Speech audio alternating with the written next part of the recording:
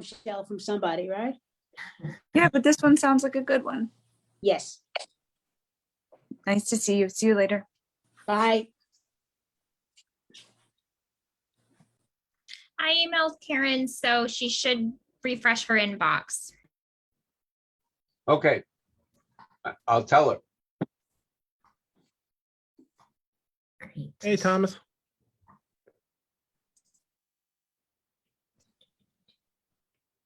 Thomas and I, Joan, ran into each other at Wegmans, which is just like how I grew up. I used to not make a single trip to Wegmans without running into people I knew. So Oh, that's nice. Yeah. I look for you whenever I go, but I have not been lucky so far. I feel like that's your favorite place in Brooklyn, Jason, the Wegmans. favorite place on the planet. Don't get that strong, man. All right, I'll give folks a little bit more time to roll in here. Wegmans is amazing. Yes, indeed. I also grew up a block away from a Wegmans, so Wegmans loyalist. So I don't go much because it's a bit of a trek from my part of the district, but I appreciate knowing that it's there.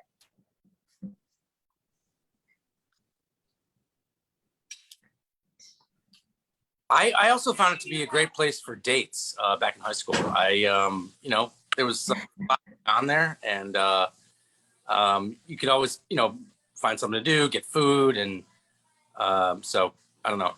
A whole new marketing angle, Jesse. I like it. I second that. And I went to college in Buffalo, and there was a 24-hour Wegmans near campus, and we would just go at like 2 a.m. and get some food and like walk around, and definitely a great date spot if you need someplace to go very late at night. I went to college in Buffalo too. I remember when it opened up. Yeah. No dates. I was dating Ann then.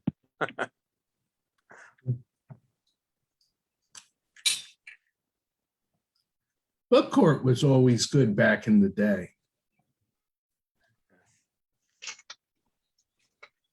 Probably a good time to remind people that if your full name is not your Zoom name, please try and make it that way, because we are taking attendance, and we'll try and suss out as best we can from the clues. But please try and do your full name so it make it easier for people taking attendance. Yes, thank you, Jason. Appreciate that.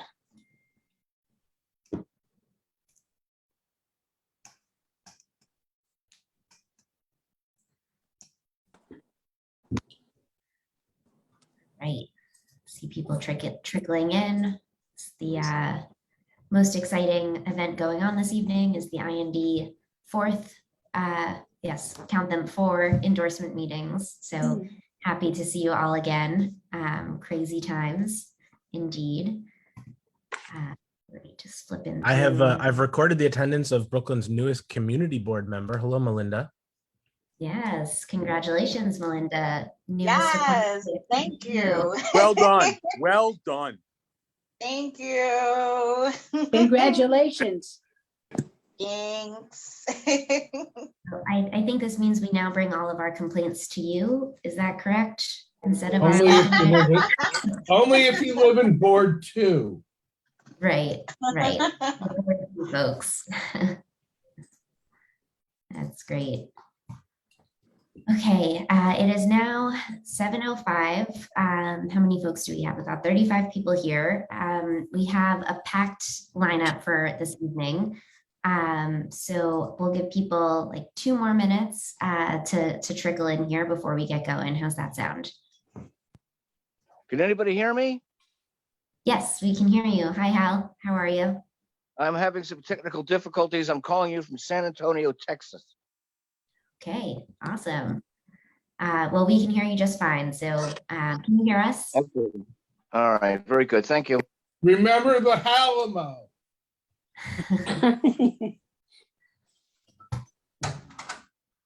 I'll unmute to laugh at that, Howard. Did I see Jacob Kornblue spying on our meeting? They're going to be all over the forward.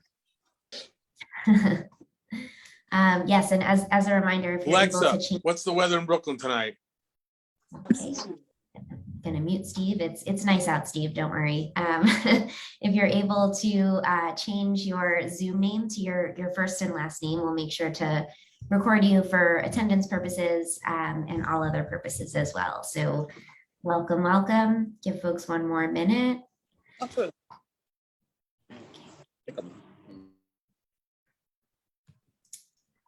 Right, so good to see so many faces, and thank you for zooming in. I know we're going back to the in-person type of appearances, and I personally love being in person with you all, but in order to get all of the many candidates from across the new district of New York 10, we decided to do this as a Zoom so everyone can have a sort of equal playing field here. Okay, I think I'm going to call the meeting to order, if that's all right with everyone. Seems like we have a good amount of people and we have our first speaker here as well. So, all right, kicking off our meeting officially. So tonight I wanted to start by saying that we'll obviously tonight focus mostly on the candidates as we just met last week. And it was a great meeting. Thank you for all who came both in person and via Zoom. But I did want to acknowledge that we've, been going through some crazy things in our country. And I personally have had a very heavy heart between the violence in Buffalo and Texas and California and everywhere in between. And I know gun violence is top of mind for lots of folks. So just wanted to acknowledge that. And I know it's been hard to focus and we have tons of things going on, but just wanted to sort of bring that into the room because it's been on my mind quite a bit. And I know I really look to IND for a community space. So I'm sure we can all find comfort in hopefully hearing from some inspiring candidates that we can send to Congress to hopefully fix these issues, knock on wood, cross your fingers, because it's been really rough on everyone. So just wanted to put that out there.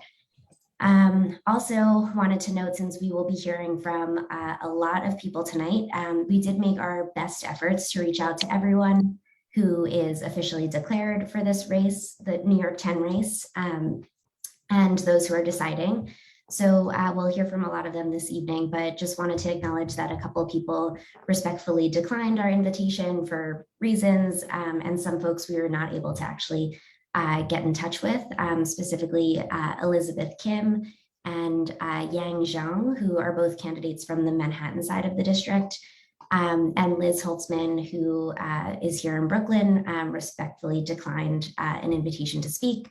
And it's our policy that only candidates that appear before the club are listed on our ballots. So that's why they will not be appearing on our ballots this evening. So wanted to get that out of the way, some technicalities, but we will hear from all of the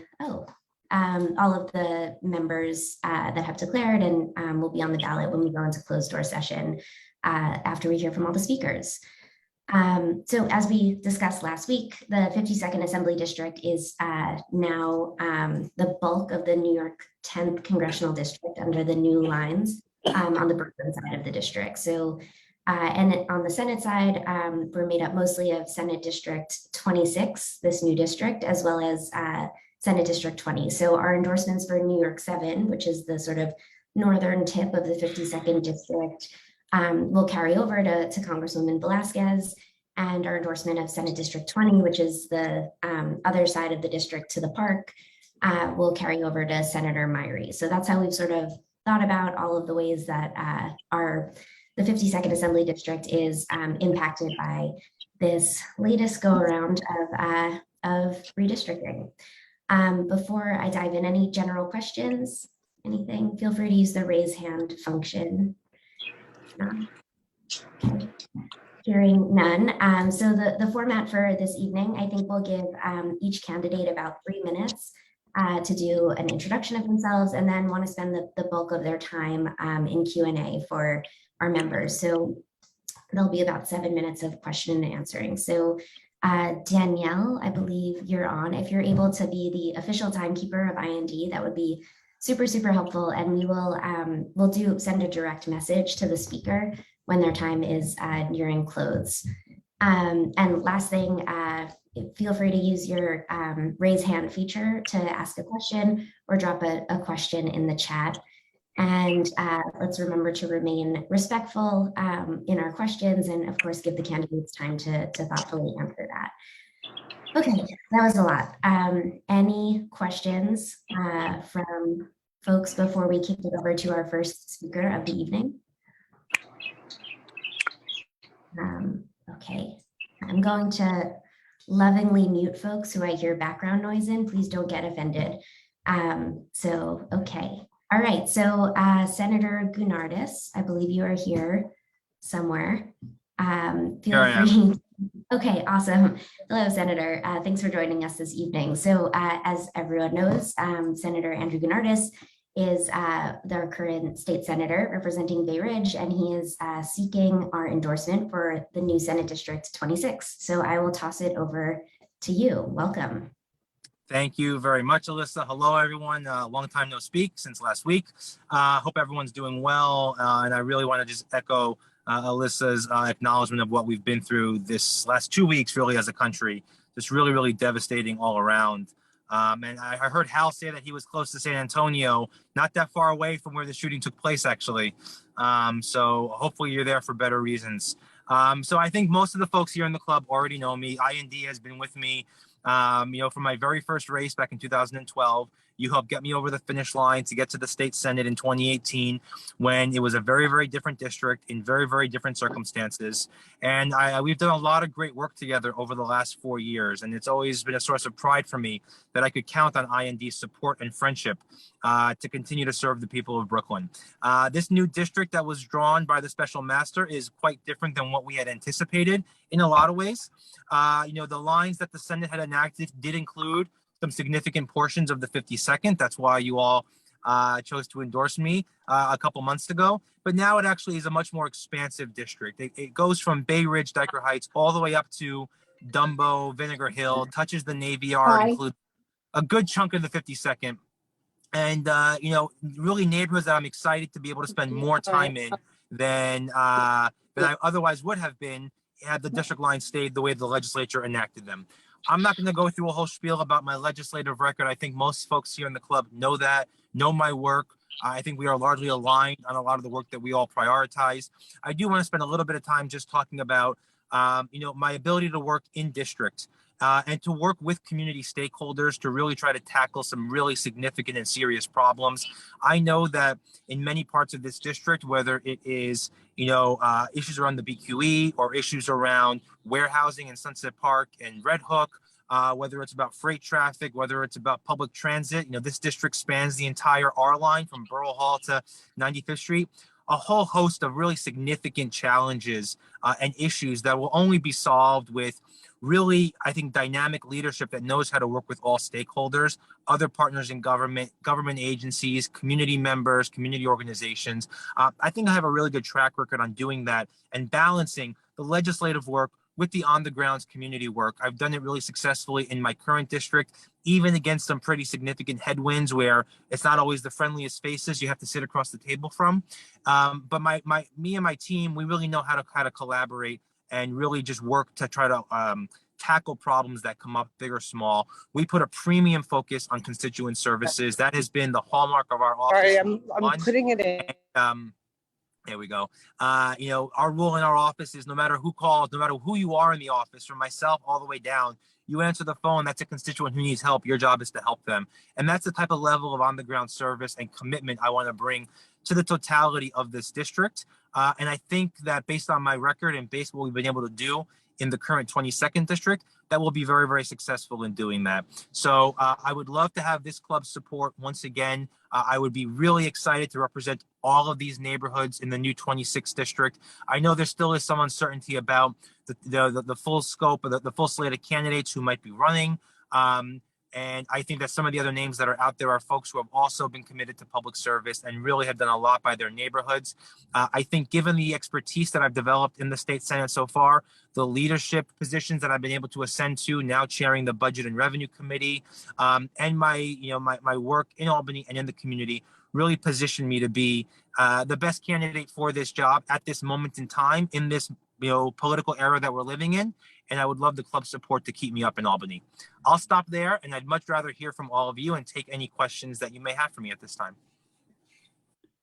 Thank you for being so prompt, Senator, starting on a good example. Appreciate it. Great. So I will open the floor for questions. As a reminder, you can use the raise hand function, which is that lower button under reaction, or feel free to drop a question in the chat. But I can start us off. I'm curious. I know that you are the chairman of the Committee on Service and Pensions currently, if I'm not mistaken. If we send you back to Senate, would you be seeking a similar position, or do you have another committee on your mind? What's your take? So actually this year, I was previously the chairman of the Civil Service and Pensions Committee for 3 years. And then this year I got, I guess you might call a promotion, if you will. I'm now the chairman of the Senate Budget and Revenue Committee, which oversees all state tax policy and works hand in hand with the Senate Finance Committee to craft the state budget that we enact every year. All of the funding priorities that we have, all the dollars and cents that flow through Albany go through that budget. And so my new committee's jurisdiction has a direct hand in setting the tax policy that helps us create the budget that lets us do all the things that we want to do. So it is a bit of a step up. I love the committee. It's only been a year so far. I would look to continue to serve as the chairman of that committee, as well as keep my current committee roster, which includes the Civil Service Committee, Higher Education, Judiciary, and Insurance and Finance. So it's a very, very robust committee assignment. I get to have my hands in a lot of different issues, and almost anything that happens through the legislature passes through one of those committees that I mentioned. That is wonderful. We have to make sure to get your Wikipedia page updated, Senator. Put that on your list of to-dos. Dara, I see your hand. Yeah. Hi, good to see you. I am curious. Your election in part was so instrumental because of the need to pass abortion protections in New York. And now with everything that's happening on the federal level, I'm just curious what you see as kind of the priorities and what we can do, or what you think the Senate can do, or Albany can continue to do to ensure protection for a woman's right to choose. Thank you for that question, Dara. And you're right. One of the first votes I took was to pass the RHA. I think we did that our first week. We took the majority. So this obviously has been a topic of conversation, and I think that as of right now, we are hoping to be able to do something meaningful in the last couple of days of session to not only protect the existing right to abortion, but expand it and protect others who might have to come here or might have to access New York services. A couple of things in the discussion, creating an abortion access fund so that we can help people pay for these services. Actually, in this year's state budget, we expanded Medicaid to be able to cover abortion services as well, which is significant. Second thing we're talking about is finding ways of protecting people who may need to come to New York to access abortion services. But the reality is that's not enough, because we know that about half of all women who seek abortions do so medicinally and don't require any procedure. And so it gets into some legal questions as to what types of protections we can extend to a prescriber who lives in New York State, but a patient's in another state. We're trying to work through, I think, some of those questions and issues, and there is no clean answer on that yet. So I know we're workshopping some ideas around that. And then, of course, the big one, which is one that's been talked about for a while that I think is very ripe now, is to pass the Equality Amendment and to include in the Equality Amendment, including pregnancy discrimination and pregnancy outcomes in protected classes in New York State. To pass an amendment, as I'm sure everyone here knows, it requires 2 successive legislative sessions to pass it, and then it goes to a public referendum. So I'm hoping that we could come to some agreement on language to pass this year and then pass again next year and then send to the voters, hopefully as soon as next November. And I think those are some of the ways that we're looking at trying to protect folks right now. But clearly we can't take anything for granted, as we learned from this Supreme Court. Thank you so much. And thank you for your leadership on this. I know your old district, it was not necessarily an easy vote to have that position. So thank you. Awesome. Any other questions? I think we have time for just one more. Larry, I see your hand. Go ahead. Quick question. Senator. I'll be Larry. Good evening. I'll be voting for you tonight. Thank you. And would like you to address, if you could, your vision for the BQE. over the next 20 years? Just a vision. Doesn't have to be a hard tack program. But what is your vision for this very important highway? It is a very important highway indeed. My first instinct, though I know is maybe not based fully in reality, is just to tear the whole thing out, starting from the Gowanus, and just rip the whole thing down. Because it has become such a problem in so many neighborhoods, whether it starts in my neighborhood and, in Bay Ridge, Diker Heights, traveling through Sunset Park and the environmental justice issues that it's caused in Sunset Park, all the way through its structural problems, right through, the heart of the 52nd, through Cobble Hill, through Brooklyn Heights, and then even up into Williamsburg, right? There's so many issues that need to be addressed here. The reality is it is an artery that does transport hundreds of thousands of vehicles a day, and it has become a crucial link in our movement of freight across the tri-state region. I would love for us to take a very serious look at ways to reduce and change and reimagine the way we use freight and we move freight in the city. And that if we're able to solve the freight question, I think that opens up a lot more issues and possibilities for us on what happens with the BQE question at large. But clearly, as it is right now, we are in a crisis mode, and it's not just about the cantilever.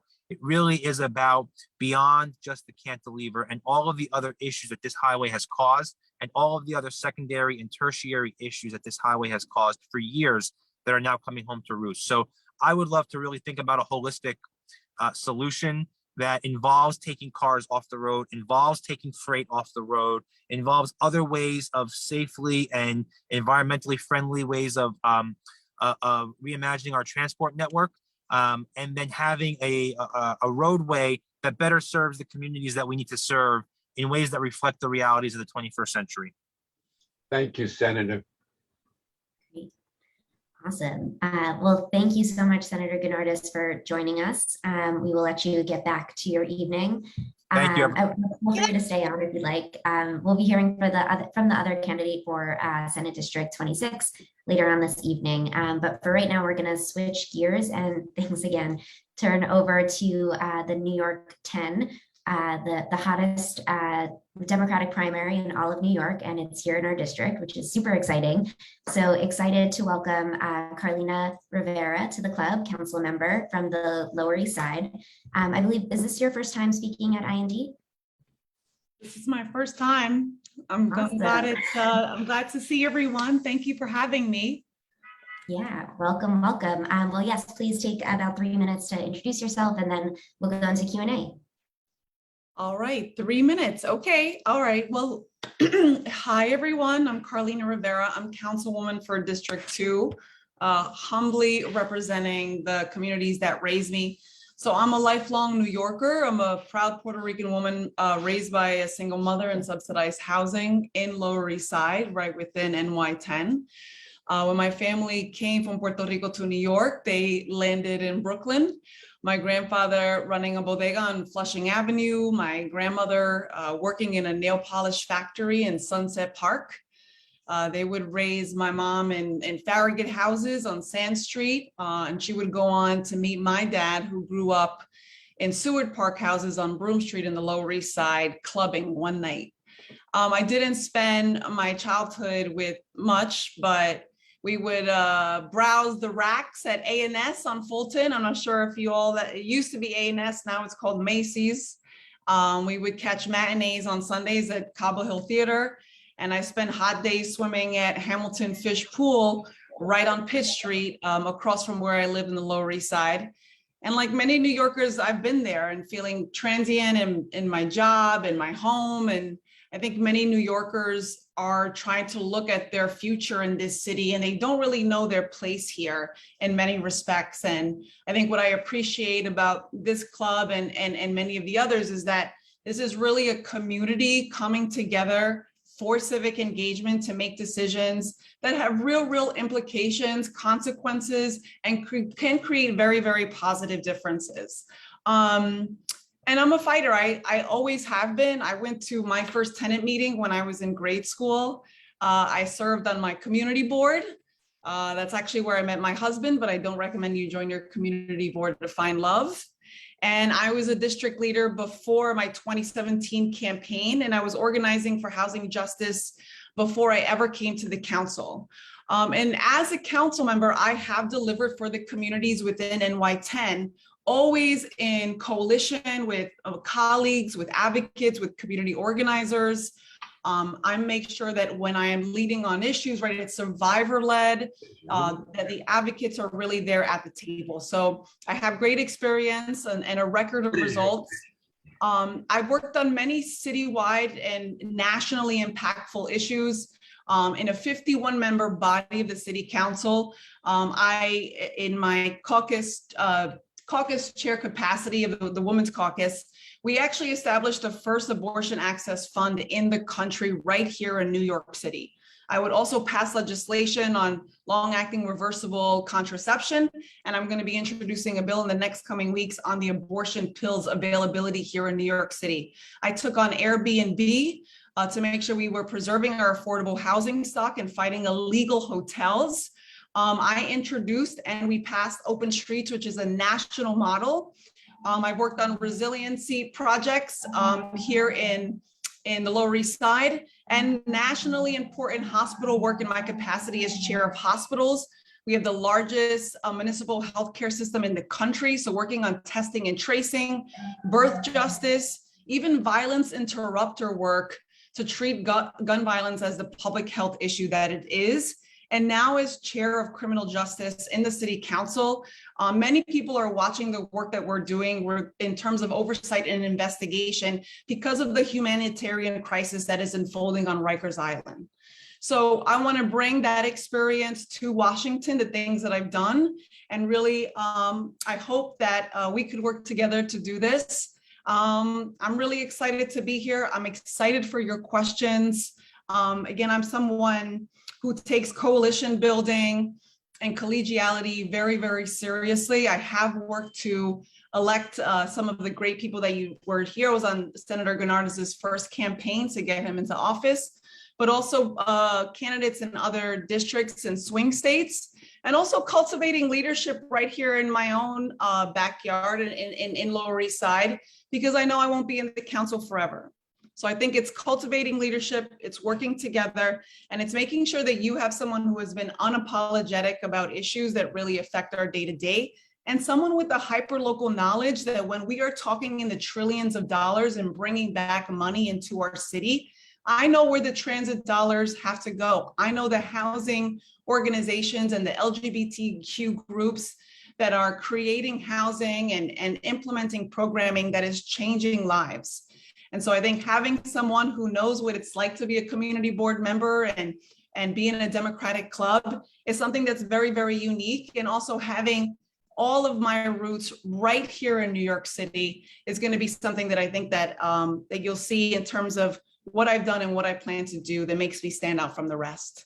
So I want to thank you. And with that, I'll take any questions you might have.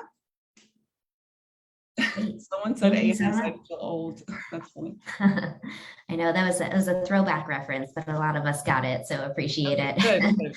Getting some thumbs up here. Okay, do we have any questions for the councilwoman?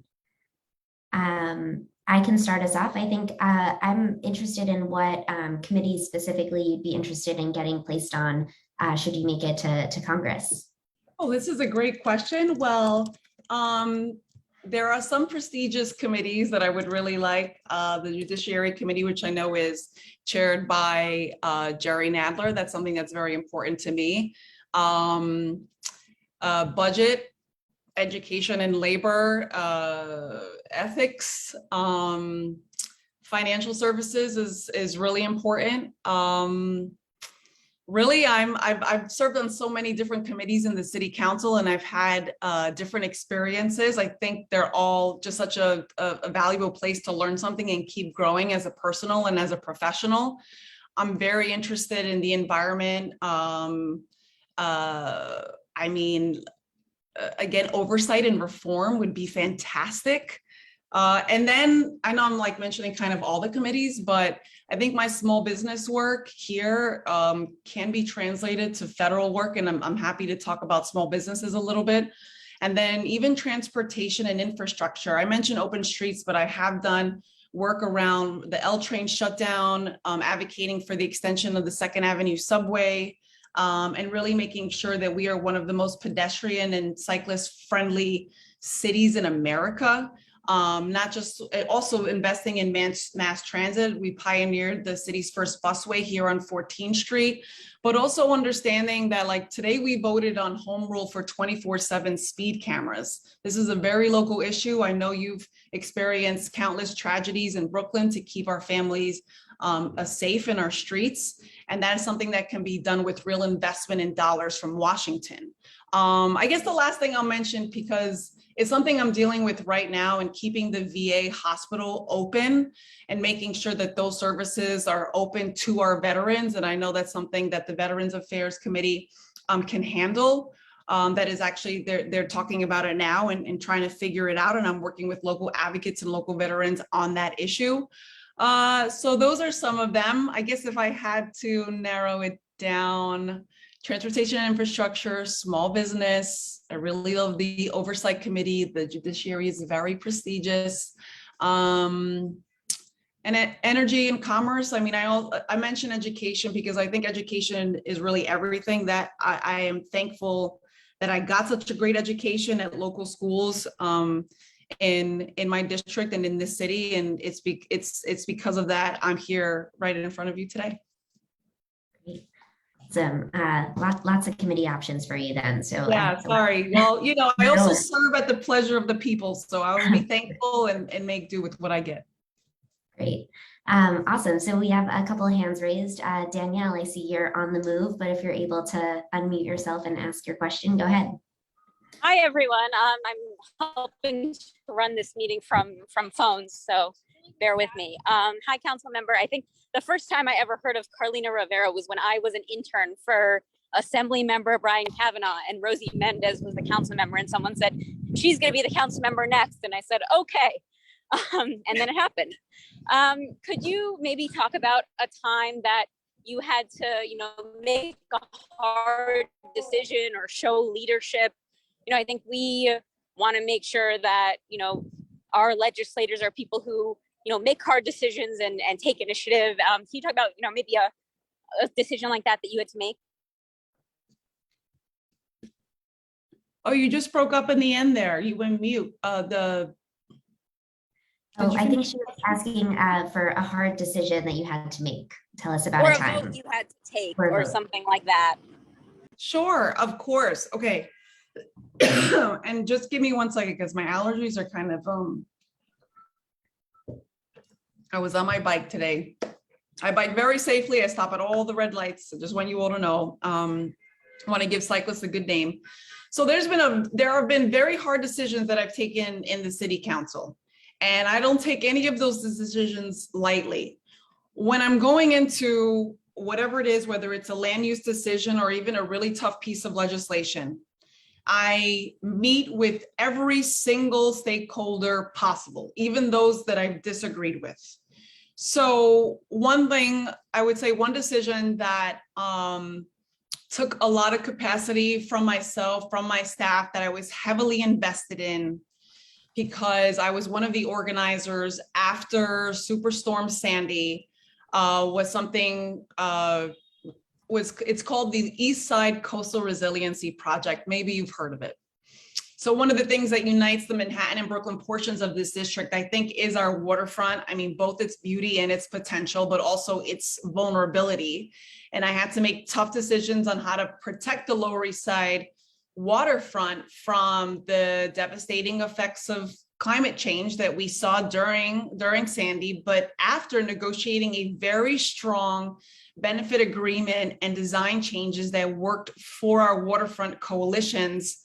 And we had to move forward and build infrastructure that would save homes, that would save lives, and would save businesses from, of course, the climate change that is already here. And the waterfront in the Lower East Side is all public housing, pretty much. Small businesses were devastated because, as you know, a lot of our small businesses keep a lot of their stock in the basements. And so all of those basements were flooded. And so doing that in coalition with a group called LES Ready, that was one of the many stakeholders.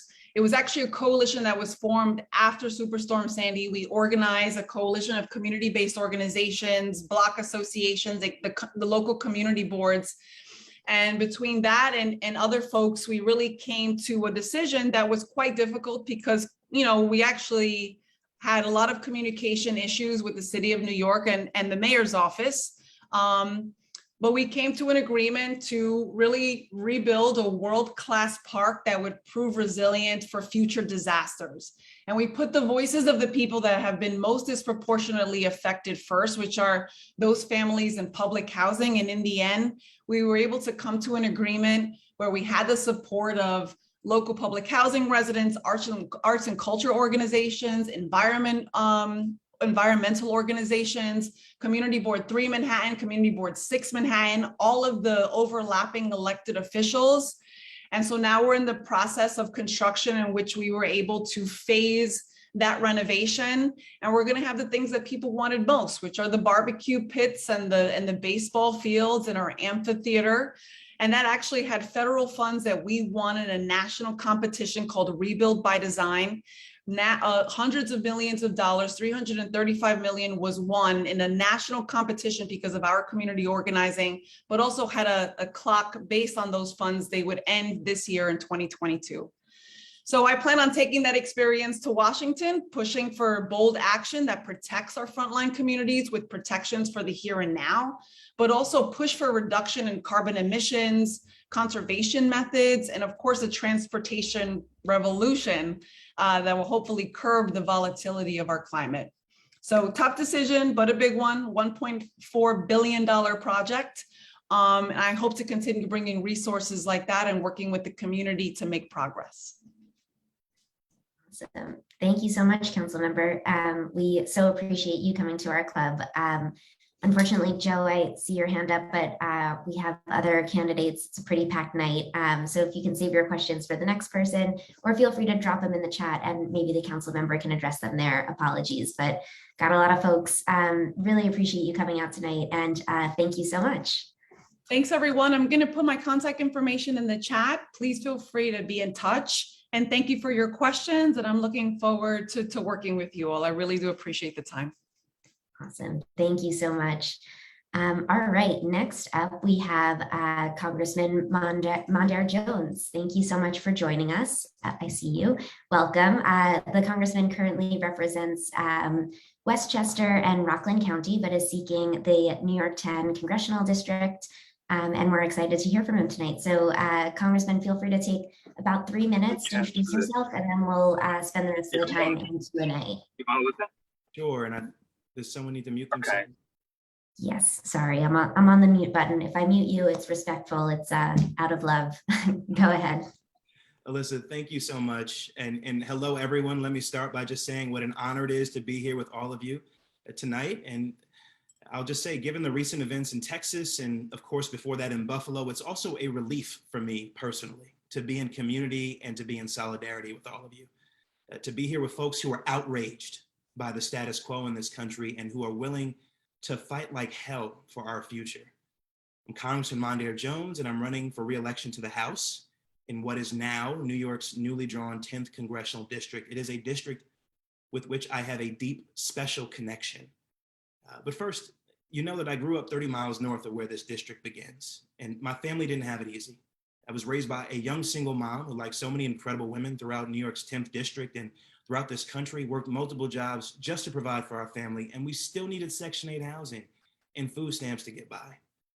I grew up closeted in the Baptist church where things have gotten better, thank God, but it's still taboo to be gay. It is because of these experiences that I never imagined someone like me could run for office, let alone make history in 2020 as our nation's first openly gay Black member of Congress. And it was in New York's 10th Congressional District that that allowed me to make that history, because it helped shape me into the person that I am today. Not just because I worked in the district as a young lawyer, but because as a young person, this district showed me how to accept who I am and to live an authentic life as an openly gay man.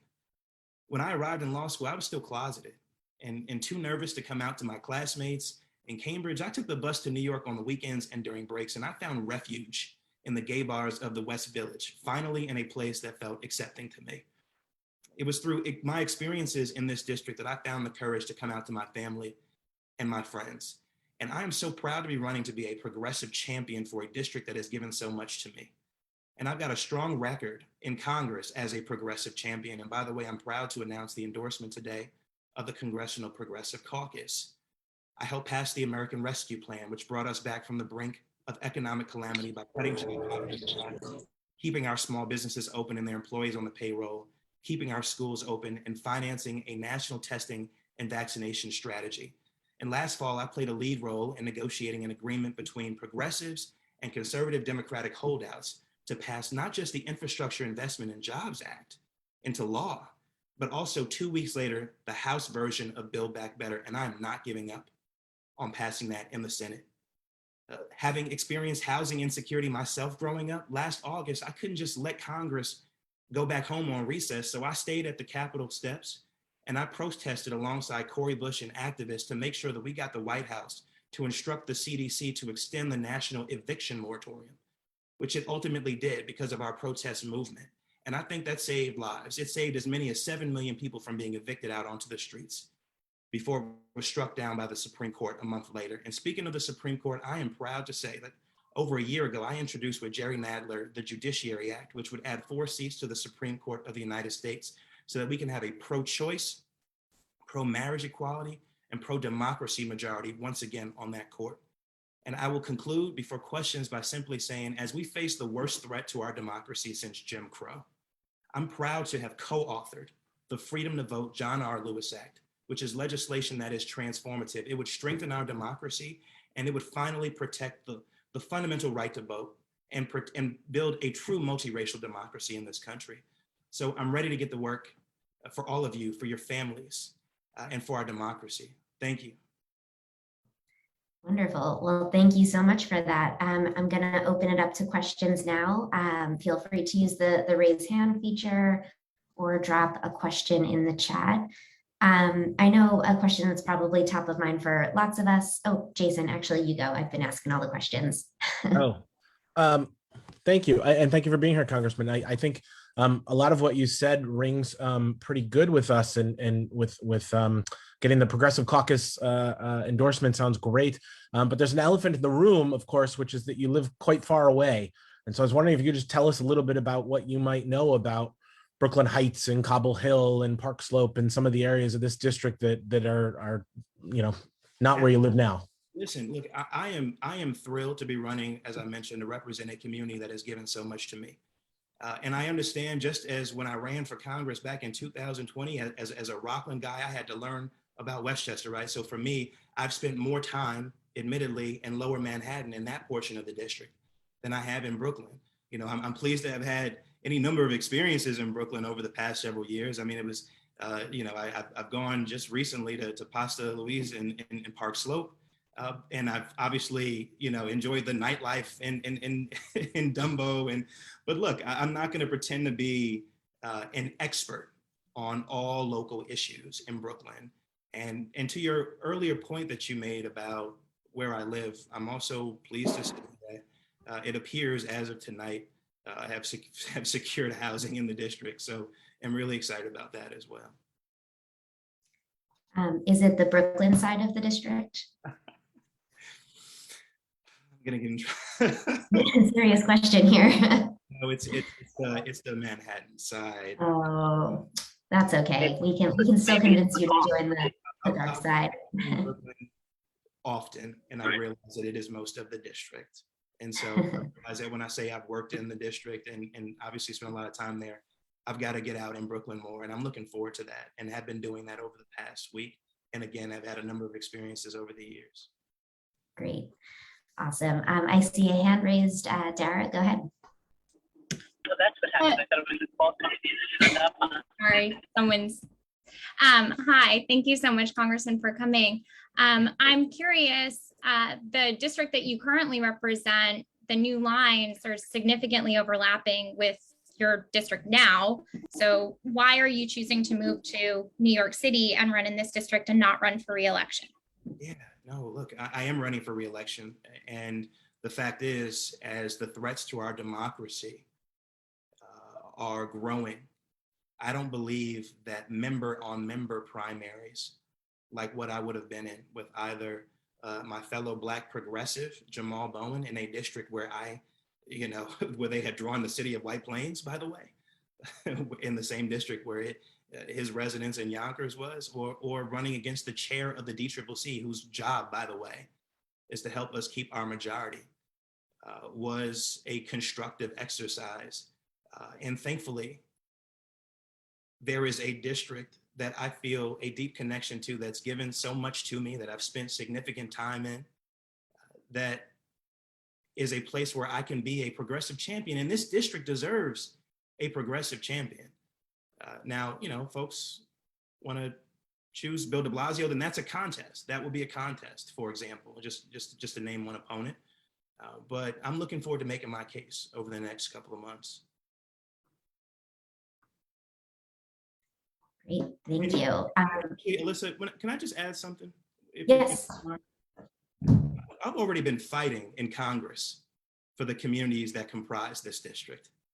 Whether it is, as I mentioned, cutting child poverty in half for a time, working to lower costs and keep folks employed, to keep small businesses open through our expansion of the Paycheck Protection Program, or keeping our public schools open, or giving funding to community health clinics, which, as you know, disproportionately serve the underinsured and the uninsured and the undocumented.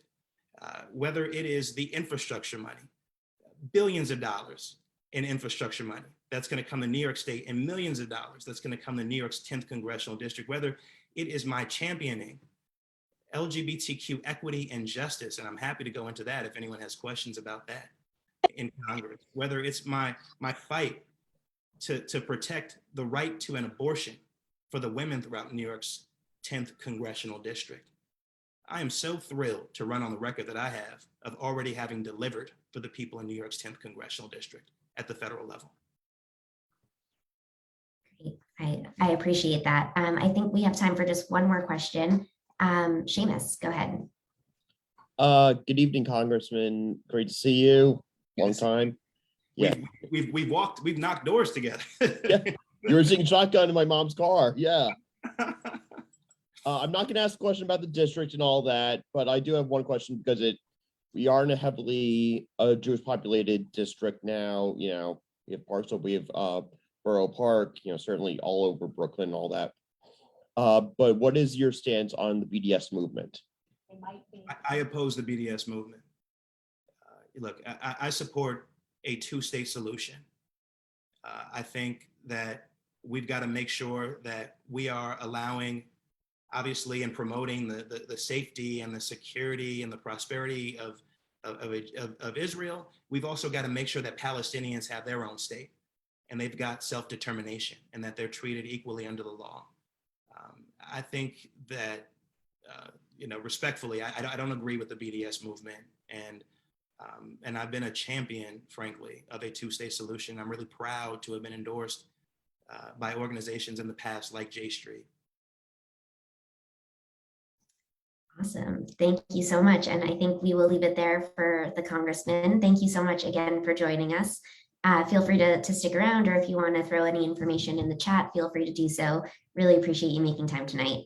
Of course, yes. If you look, regardless of what happens tonight, if you want to volunteer on the campaign, please email my campaign manager, Nate@mondareforcongress.com. I'm going to fight hard for this district, and I'm going to make my case over the next several months. This district deserves a progressive champion. Thank you so much. Awesome. Thank you. Okay, and next up, I appreciate the candidates who have tuned in exactly at their time to speak. Much appreciated. I know we're running a few minutes behind, so stick with us here. So next up, we have Assembly Member Yulin New, who currently represents Lower Manhattan, just over the bridge. So feel free to unmute yourself. Where are you? I'm right here. Can you see me? Oh, hello. Hi. Yes, perfect. Okay. Take a few minutes, like three minutes or so for intros, and then we'll do the rest with Q&A. So take it away. Okay, so everybody knows because I just talked to you all just a little bit ago. My name is Yulene New, and I am the Assembly Member for the 65th District. I am so excited to be able to be here with everyone. I am a Taiwanese immigrant, or as Republicans like to call me, a replacer, or as my immigrant visa used to describe me as a baby on the thing. It said I'm an alien, and I think that that's really messed up. But you know, it's one of those things that they have been using, right? The replacement theory that made it so that people felt like they had to harm us. So I wanted to say that I've served our community since 2016. We've fought together, we've marched together, we've achieved victories together, even when status quo politicians told us real change was impossible. I've been an advocate legislator my entire career, and I've been on the front lines of the fight for our communities, even when that was when that meant, you know, disregarding my own party's leadership. You've always come first. You deserve that. And I will say that, you know, for a lot of folks, probably, you know, they probably had the same experience as me, that when I was younger, I always felt like government was this untouchable thing, this thing that, you know, laws, rules, these things just happen to us rather than us being able to influence it. And I think that when I first finally was able to see government, it was when I was first in the Washington State Legislative Internship Program. And that internship program made me really be able to see that actually there's just a lot of powers out there that are already in office that don't want us to know that we can actually make change, that we can actually reach government, that we can actually make a difference, right? And I think that, you know, one of the things that drives me is that, you know, that force that tells us that we have to break that myth, right? That there is no big secret to government. We have to break the myth that there's a secret to government, and we have to make sure that we have that accessibility, that transparency, and we have to keep on fighting for it. I'm in this fight because I believe in equal representation. I believe that what we can do when we are brave enough to challenge the status quo can change history, right? I'm running for Congress to build a district and a nation that lives up to the promise of inclusion and equity at a time when many of us are losing our rights to power-hungry Republicans who put profit over people by the second. I have, you know, obviously continuously fought against these kinds of austerity budgets. I fought against the status quo, I fought against status quo, and it may well, you know, it may well feel far away, but it's not. We get there by fighting together and building a coalition so large and so loud that no one can ignore us, right? I know that works because I've built those winning coalitions to protect workers, our neighborhoods during my time in Albany. And at this time when representation is so critical, we need representatives who are truly representative. And I can fully hear and speak for the community that we serve. And I have done that every single day that I've served my constituents. And as my friends have said, the people closest to the pain should be the closest to the power. And when I am in Washington, that power will come back to our communities, And in this moment when the right is launching a full-scale attack on the foundations of our democracy, we cannot afford to elect representatives who back down from the tough fights. We in Albany, I was one of the few who literally stood up against our disgraced ex-Governor Cuomo when he was seeking unprecedented emergency powers. I was one of the few who voted against the budget that protected the rich and the powerful without doing enough for the poor and the middle class. And I have been on hunger strikes for my community, and I have been arrested for my community, and I have been in the heart of every single fight for the issues that we care about. And I do not back down. I don't give in, and I will never give up on us. So I promise that I will always be there for you, no matter what. And I hope that you'll be there for me too. Thank you so much. Awesome. Thank you, Assembly Member. We have a couple hands raised already. And again, reminder, feel free to use the raised hand function or drop a question in the chat. The real Daniel Abramson, feel free to unmute and ask your question. I love that. Thanks so much. Assembly Member, thank you for joining us tonight. I'm really glad to have all these very talented candidates in the race. I think something unique about the new district lines is that it includes not one, but two of the former or current houses of detention, both the Manhattan House of Detention and the Brooklyn House of Detention. Yeah. And I think the reaction to those has been there's been concerns on both sides of the bridge, but it's been a little Yeah. different in Brooklyn, where I think perhaps maybe some of the issues are a little different. My question is, how do you plan on handling those two sites with the end goal of trying to close Rikers? Yeah, I'll just leave it at that.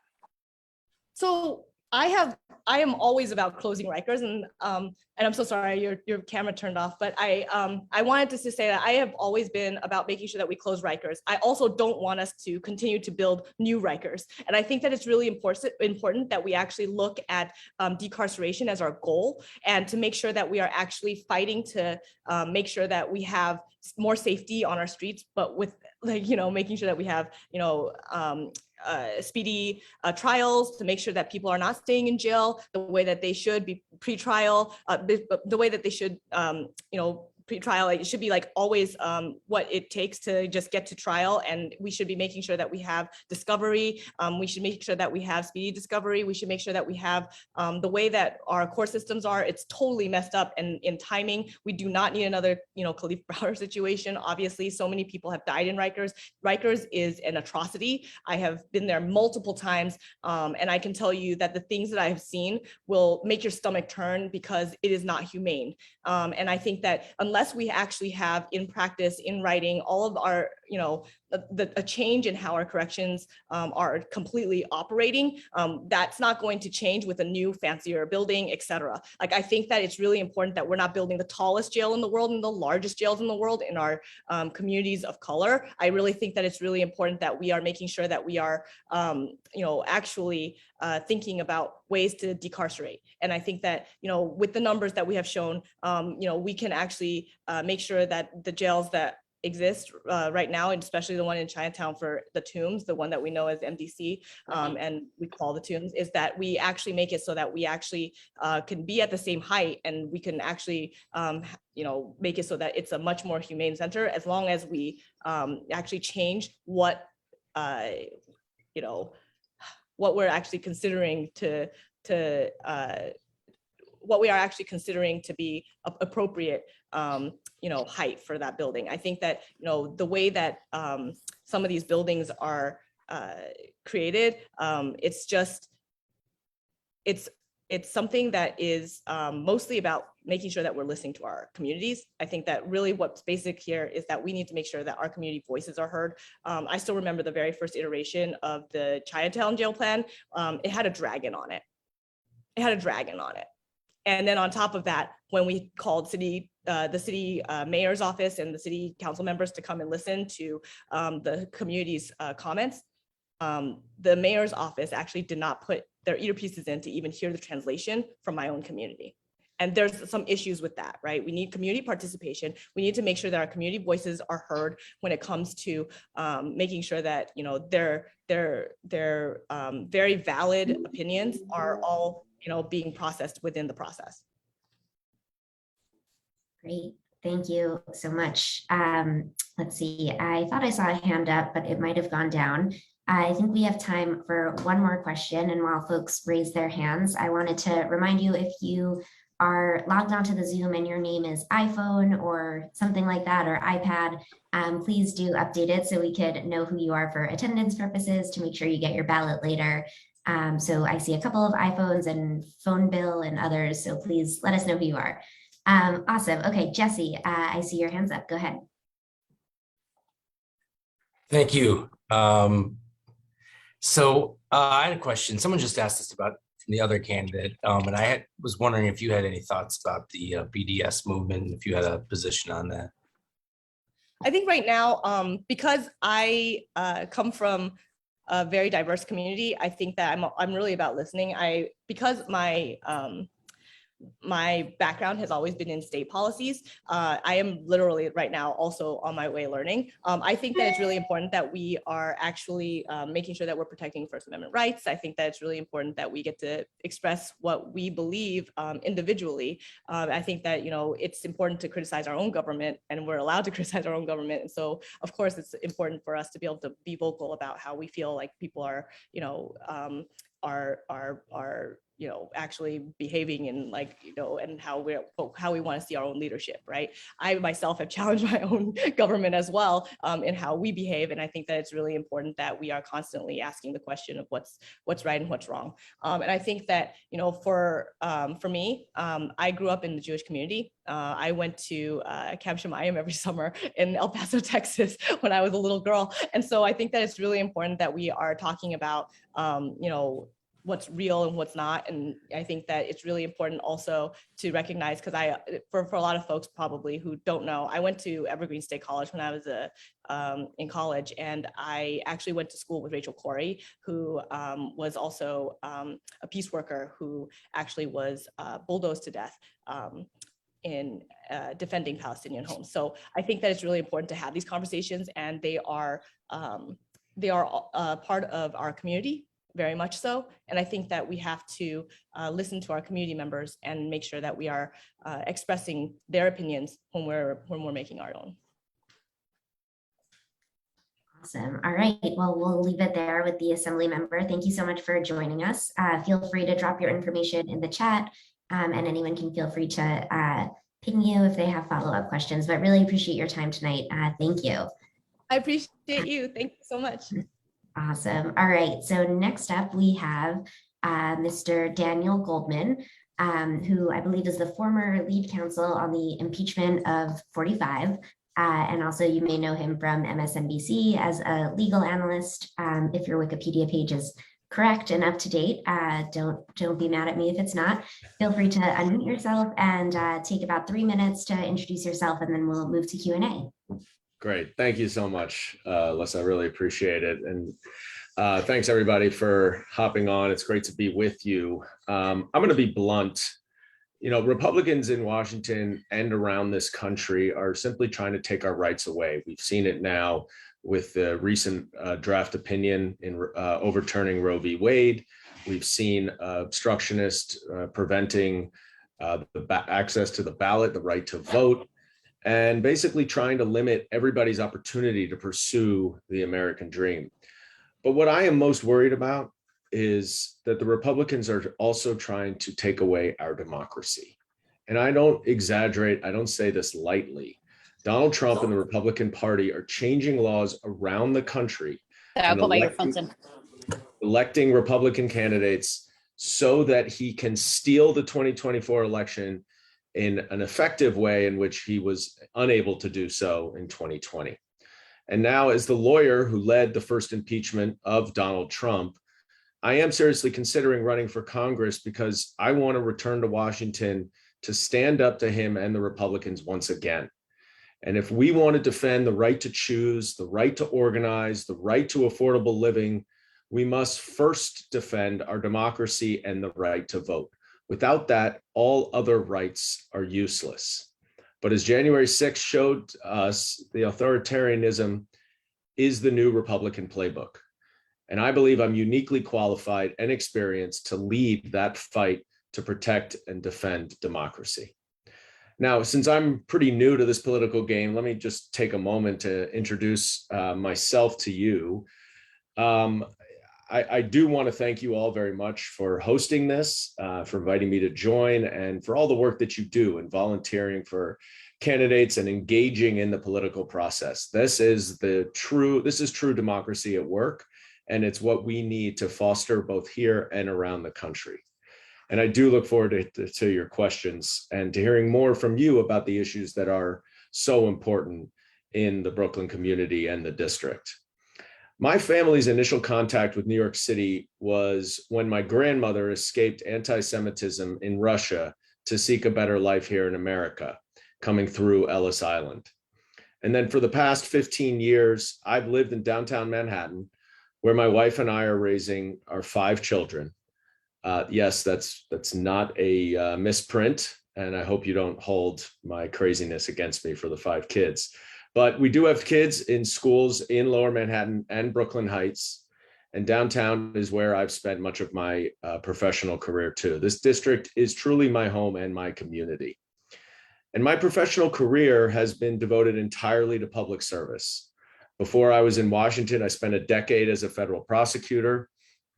where I prosecuted gun traffickers, violent criminals. I investigated and convicted mafia bosses, Russian organized criminals, insider traders. And I also stood up to the big banks and to large corporations to try to level the playing field for everyone. And then after that, I commuted down to Washington, where I served on the House Intelligence Committee as the senior advisor and director of investigations. And it was there that I led the investigation of Donald Trump for abusing his office for his personal gain by extorting Ukraine, which now we know so much about. We tried to inform everyone about the severity of it. Many of you, I'm sure, recognized it, but unfortunately, the Republicans did not. After the impeachment battle, I helped to draft the Protecting Our Democracy Act, an important package of reforms designed to stop the kinds of abuse of presidential power that we saw under Trump, and as the name says, to protect our democracy. That bill was passed last fall in the House, and parts of it have been included in different bills trying to get to the president's desk. But underlying my entire career of public service has been a lifelong commitment to civil rights, social justice, and progressive values. In law school, I worked on a race discrimination case at a shipyard in Biloxi, Mississippi, where workers were subjected to horrible, horrible mistreatment and racial discrimination. There were slurs written on the bathrooms, there was graffiti all over, and worst of all, there were nooses that were strewn about the shipyard for the Black workers to see. And then in law school, I researched racial disparities in the criminal justice system. And I was a research assistant for Michelle Alexander, the author of The New Jim Crow, which is the book that has fueled the drive to end mass incarceration in America. And she kindly credited me in the credits for my work with her. Now, in this district and all around New York City, we are really facing a public safety crisis. Gun violence is rampant, as we saw from the Q train shoot murder, the completely random and senseless murder on the Q train in this district, and obviously many other subway incidents of violence. But our streets aren't safe, our subways aren't safe, and I think people are genuinely scared. So as a former prosecutor who understands the law enforcement system in this country, as a federal prosecutor, but also someone who's dedicated a lot of my professional life and passion into criminal justice reform, I believe I am the right person with the right experience to help reduce crime, clean up our city, and also trying to make sure that we can divert nonviolent offenders out of the system so that we can reduce incarceration. It's not an either or situation in my view. It's a holistic way of dealing with the criminal justice system to both keep us safe, but also to reduce incarceration and give people more opportunities. Sorry to cut you off. You're kind of way over time here, so I'm going to jump in. Apologies. No, that's fine. I want to make sure we have enough time for folks to ask questions, since this is really where we get to know you and learn a little bit more about you. So apologies for jumping in, but it's my job, I guess, tonight. All right, going to open up the floor for questions for Mr. Goldman. Again, feel free to use the raise hand function or drop a question in the chat. I will, Joe Coletti, you can ask the first question. Go ahead. Okay. I have the opinion, and I've shared it, many people have shared it with me, that the Democratic leadership in Congress and in the White House is acting like it's 2015. We still hear about reaching across the aisle and working with the other people. And you mentioned about the Republican Party, your feelings about them.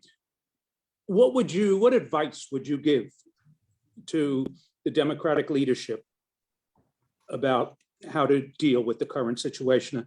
And I'm thinking it's not only Republicans. The reason the Voting Rights Act didn't pass in the Senate was because of Democratic opposition, not Republican. So what advice would you give to Joe Biden or to Chuck Schumer? Well, it's a little presumptuous, I think, for me to give advice to them. They've been doing this a lot longer than I have. But, you know, as I look ahead to potentially going down there and serving, I think Democrats have a couple of issues. The first is a serious messaging problem. The accomplishments that the Biden administration has achieved in the last year and a half are really significant. But you would never know that from what we hear about on TV and the newspaper. And part of it is that Democrats, actually want to do good, want to make policy, want to actually pass laws. And I generally think Republicans are just trying to obstruct in order to, for political gain, so they can gain power and then just deregulate, focus on reverting our country back to the 1950s. So it is easier if you're a Republican to have a good message.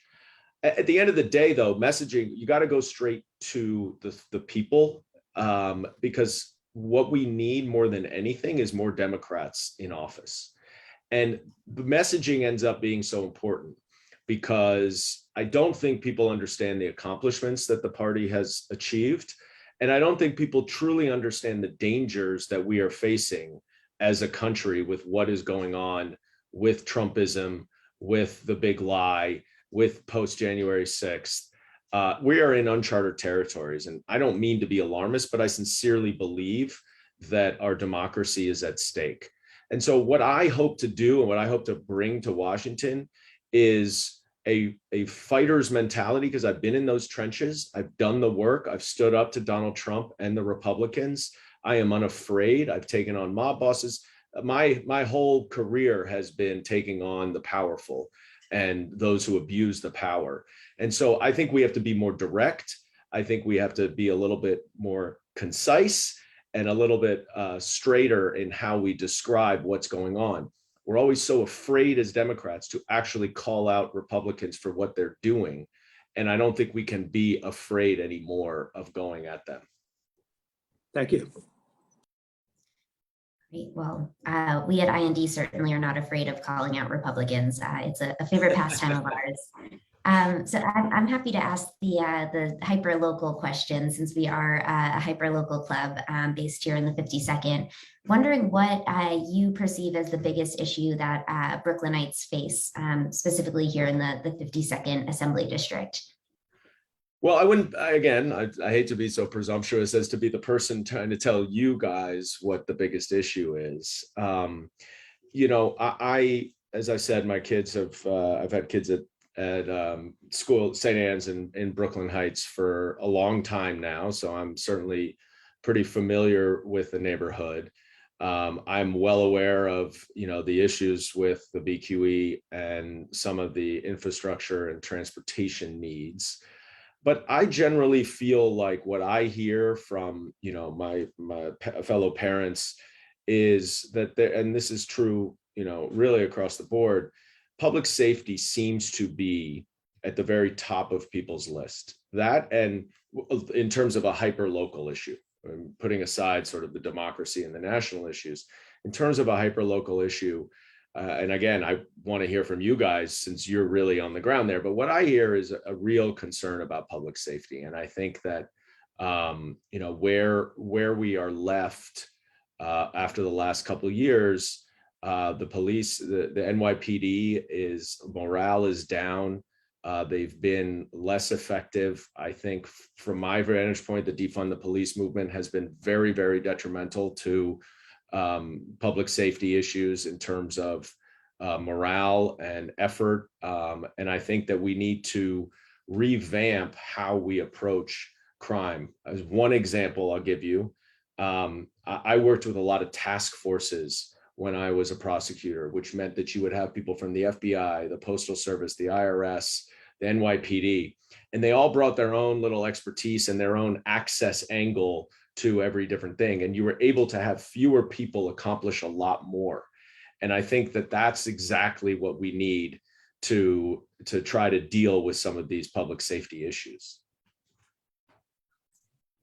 Great, thank you. Shafali, I see your hand raised. We have time for one quick question and quick answer, if we can. Thank you. Great, thank you. Then I'll keep it quick.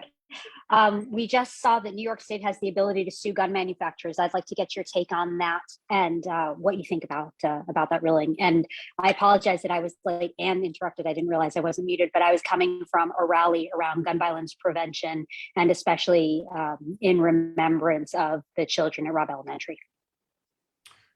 It's obviously an incredible tragedy and an incredibly disturbing issue that we're in this situation once again. You're asking about suing gun manufacturers? I didn't quite hear the question. Yeah, so New York State, so recently there was a challenge to New York State law to sue gun manufacturers, and that challenge basically got thrown out. So now we have the ability to do so. So I'm Yeah. curious about your take on that and how we move that forward. Look, I think that is, this generation's cigarette litigation. And I think that it is, I applaud Tish James for suing the NRA and essentially trying to disband the NRA as a charitable organization, charitable entity that's registered in New York. It's a tough case. It's tough to actually disband a charity, but I really applaud the effort because it's those kind of creative solutions that we need in order to undermine the power that the NRA has. Gun manufacturers obviously funnel everything to the NRA. The beneficiaries of sales of AR-15s are not the people who want to bear arms, are not the Second Amendment, zealots. They are the gun manufacturers. They are very profitable, but most people who want to own a gun do not care or want to own an assault rifle. And so by going after these gun manufacturers, which is difficult, I think legally it's going to have to be a creative solution, but it is exactly the type of creative solution that, barring legislation and barring overcoming the filibuster, assuming that there isn't a deal that can be reached in the next week or so, that's the type of creative approach that I think the state needs to take. I hope, if I head down there, to be a prominent voice based on my own experience of prosecuting gun traffickers, of dealing with gun violence and gang violence, and having a better sense of how the gun trafficking works, different ways that we can actually combat gun violence. I look forward to bringing that experience and trying to pass some legislation that we could hopefully be able to do. It's obviously an uphill battle because the NRA controls the Republicans in a way that I just don't understand, but that's the reality of the situation. Thank you so much. All right, we will leave it there for Mr. Goldman. Thank If you I so could much. just say one closing remark, I really do appreciate all of you being here tonight and listening to us. I'd love to get to know you a little bit better, and hopefully we'll be able to connect in the future and can walk the streets of the Heights together. Take care. Great, thank you. And again, feel free to drop your campaign information in the chat so folks have access to it. And thanks again for stopping by. All right, next up we have Mr. Mayor, former Mayor Bill de Blasio, who I believe is on the horn. Mr. Mayor, if you're able to unmute yourself and go on video. Can you hear me? Oh, hello. Can you see me? We can There hear you and go. see you, Mr. Mayor. Excellent. Go ahead. About 3 minutes, and then we'll do Q&A. Well, thank you so much. Listen, I am pleased to say I know the neighborhoods of this district so well, and I know the communities that IND has served and supported for decades. I want to thank everyone who's a part of IND. First of all, thank you very personally from the time I got elected to the city council all the way to now. I've been working closely with IND over the years, and thank you for all the fights you have fought to make our neighborhoods better and for progressive change and reform. Thank you for helping me become mayor in 2013. A lot of you put a lot of energy into that, and that's why we got the things we got done over these last years. Pre-K for all, 3K for all, that starts with the fact that grassroots organizations like IND stood up. The reason we got rid of stop and frisk, the reason that we created a host of police reforms, made the city safer at the same time, that's because of your work.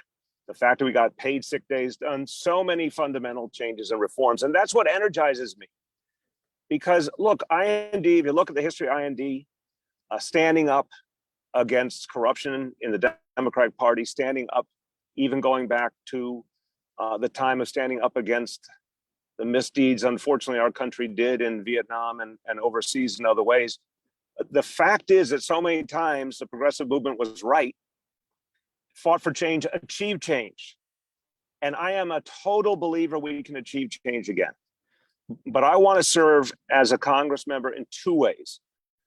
Yes, of course, in Washington, fostering the big changes we need.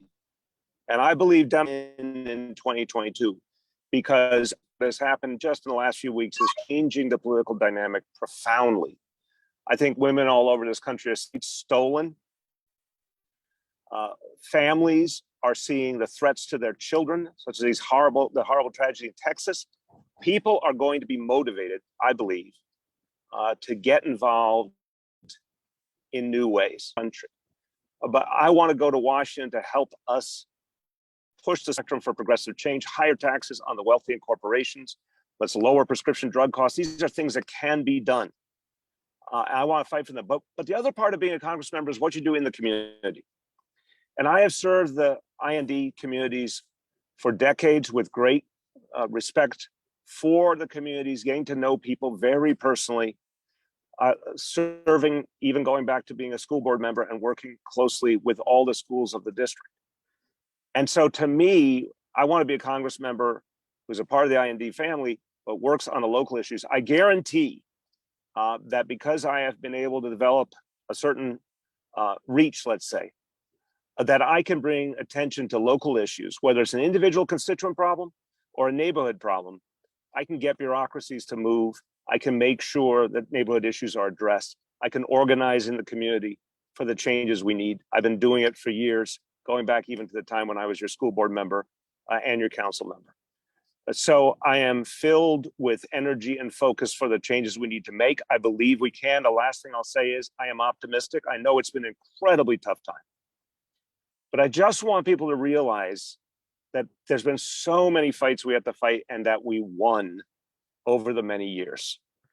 And this time, in some ways, it feels like the walls are closing in and it's tougher than other times. And there's some truth in that. But the way we're going to get out of it is by believing we can get out of it. I know that's simplistic, but I believe it in my heart.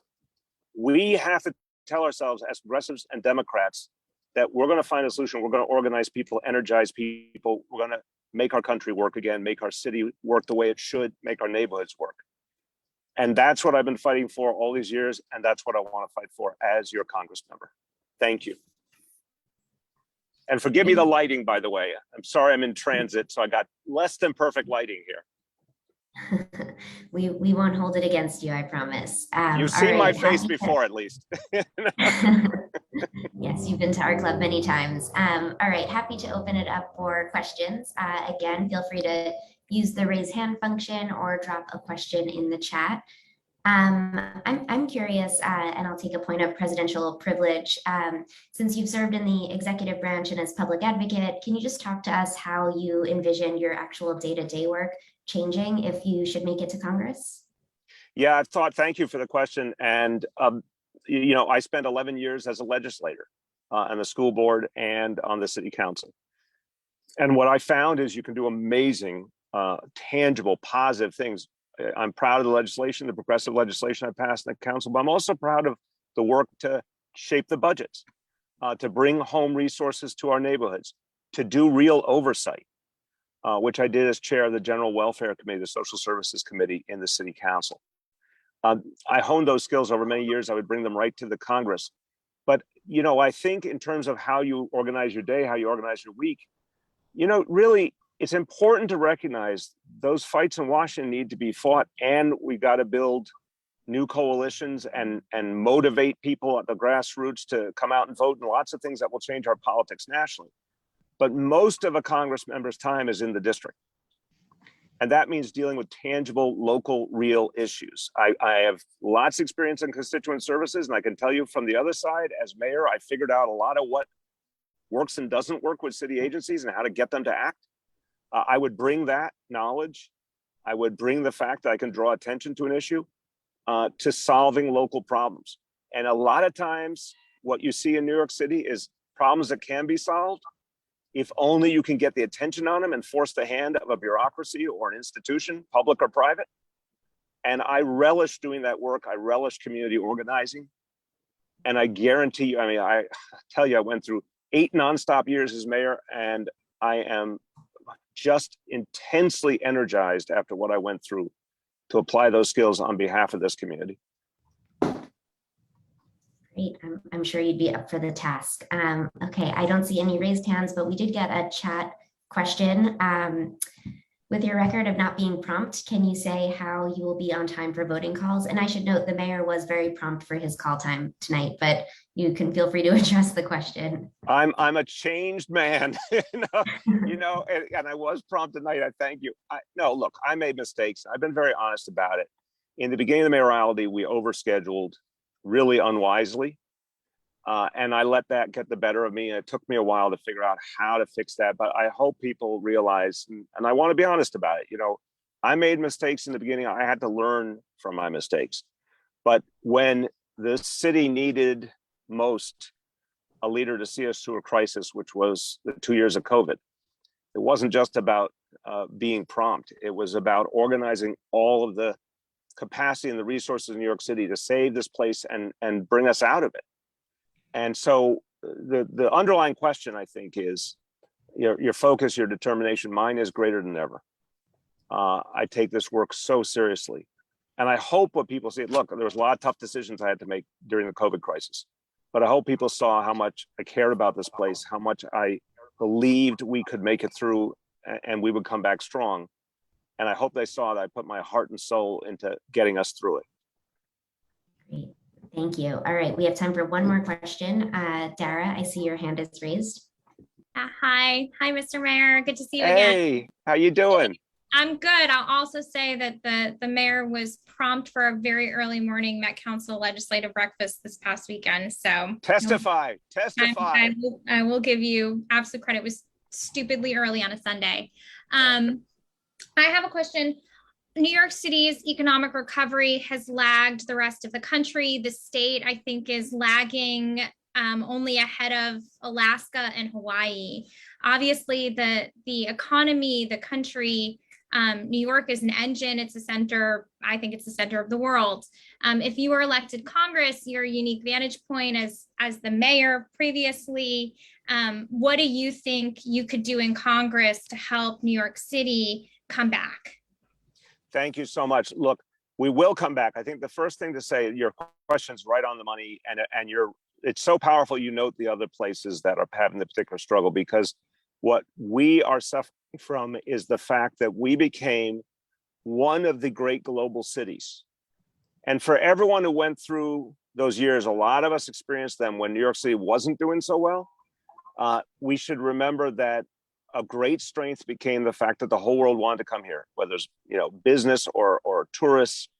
This city became stronger and stronger. In fact, during my administration, we got to the most jobs we ever had in our history, 4.7 million jobs in the 5 boroughs. But when COVID hit, the disruption to travel, the disruption to business, the disruption to tourism, it hit us particularly hard. We had hit a high of 67 million tourists in 1 year, just a few years ago. But therefore, we were vulnerable to the loss of that. I think the answer is a couple of things. It's doubling down on public health, both in this city and nationally, internationally. Right now, we've come a long, long way. We're one of the most vaccinated places in the whole country. I'm very proud of the vaccine mandates and all the measures we took to make this place safe, because you can't have that comeback and you're not going to get the travel, the tourism, the business back without being safe from COVID. We've done as a city, I think, a great job overcoming that. But we need to do that nationally. There's still way too many unvaccinated people. And I think the federal government should be more aggressive in its approach. I think it's kind of pulled its punch too much. We also have to do a lot more to aid the rest of the world with vaccinations, with vaccine, making available vaccine. And that effort lagged. A lot of the developing world still has not gotten the help they need. The federal government should, in the many difficult challenges out there. This one's actually one of the ones where we could do a lot more, and we have the tools. That will help bring back the international economy that helps New York. So that, to me, is one of the most essential pieces. Obviously, doubling down on public safety. And we know COVID created the public safety crisis. But I also can tell you, having been at the front line of fighting crime over all these years, in 2019, we were the safest big city in America. In 2019, we had levels of crime we had brought down as low as the 1950s. We have the formula. We have to apply it again. We have to focus on neighborhood-based solutions to violence, violence interrupters, investments in our communities again. it will turn back in our favor. The city will get safer, but we're going to have to fight over these next months for that turnaround. And I think that is the last piece to reviving our economy fully. Great. Thank you so much, Mr. Mayor. I think we will leave it there. Again, thank you for stopping by. Feel free to drop any information for your campaign in the chat, and thanks for stopping by. When are IND in-person meetings going to be happening? Our last couple were hybrid, so we have returned to in-person. This one just wanted to be respectful of all the candidates and all the crazy schedules, but we are back to in-person and having a great time, getting drinks after, back to the old routine, which is great. Well, I look forward to seeing you at the next one then. Sounds great. Thanks, Mr. Thank Mayor. you. Appreciate it. All right. And next up, we have, she has a lot of former titles, former comptroller, former Congresswoman, Liz Holtzman, who is joining us. Apologies for the cross wires. I didn't know you were able to join us tonight, so thank you so much for being here. Feel free to unmute yourself and take about three-ish minutes to introduce yourself, and then we'll leave plenty of time for Q&A. So welcome back. Well, thank you, Alyssa. And one title you left out was DA, and a Brooklyn first woman in that position. First of all, let me thank you for allowing me to be here tonight. I have such fond memories of this club and this organization. Not only your proud record of supporting progressive legislators and legislation, you've been an integral part of the fabric of our city, of our borough, and you've also supported some very great elected officials, some of whom are on this Zoom tonight and whom I've had the privilege of working with, including Joan Millman and Joanne Simon, and going back to Mike Pesci, lots of people. I'm not going to go through all the names, but thank you for helping elect them and for keeping them in office and for all the great contributions they've made. I'm running for the position of Congresswoman, which I held before, because we are in very dark times as a country.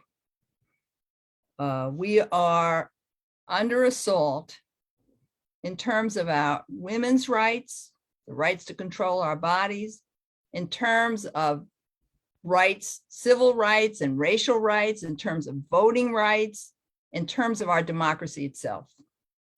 This time calls for someone with a proven record of trustworthiness and outspokenness and effectiveness in standing up to these forces. That's what we need. This is not a time for silence, and it's not a time for wimps. It's a time for force and strength. I've taken on presidents of the United States.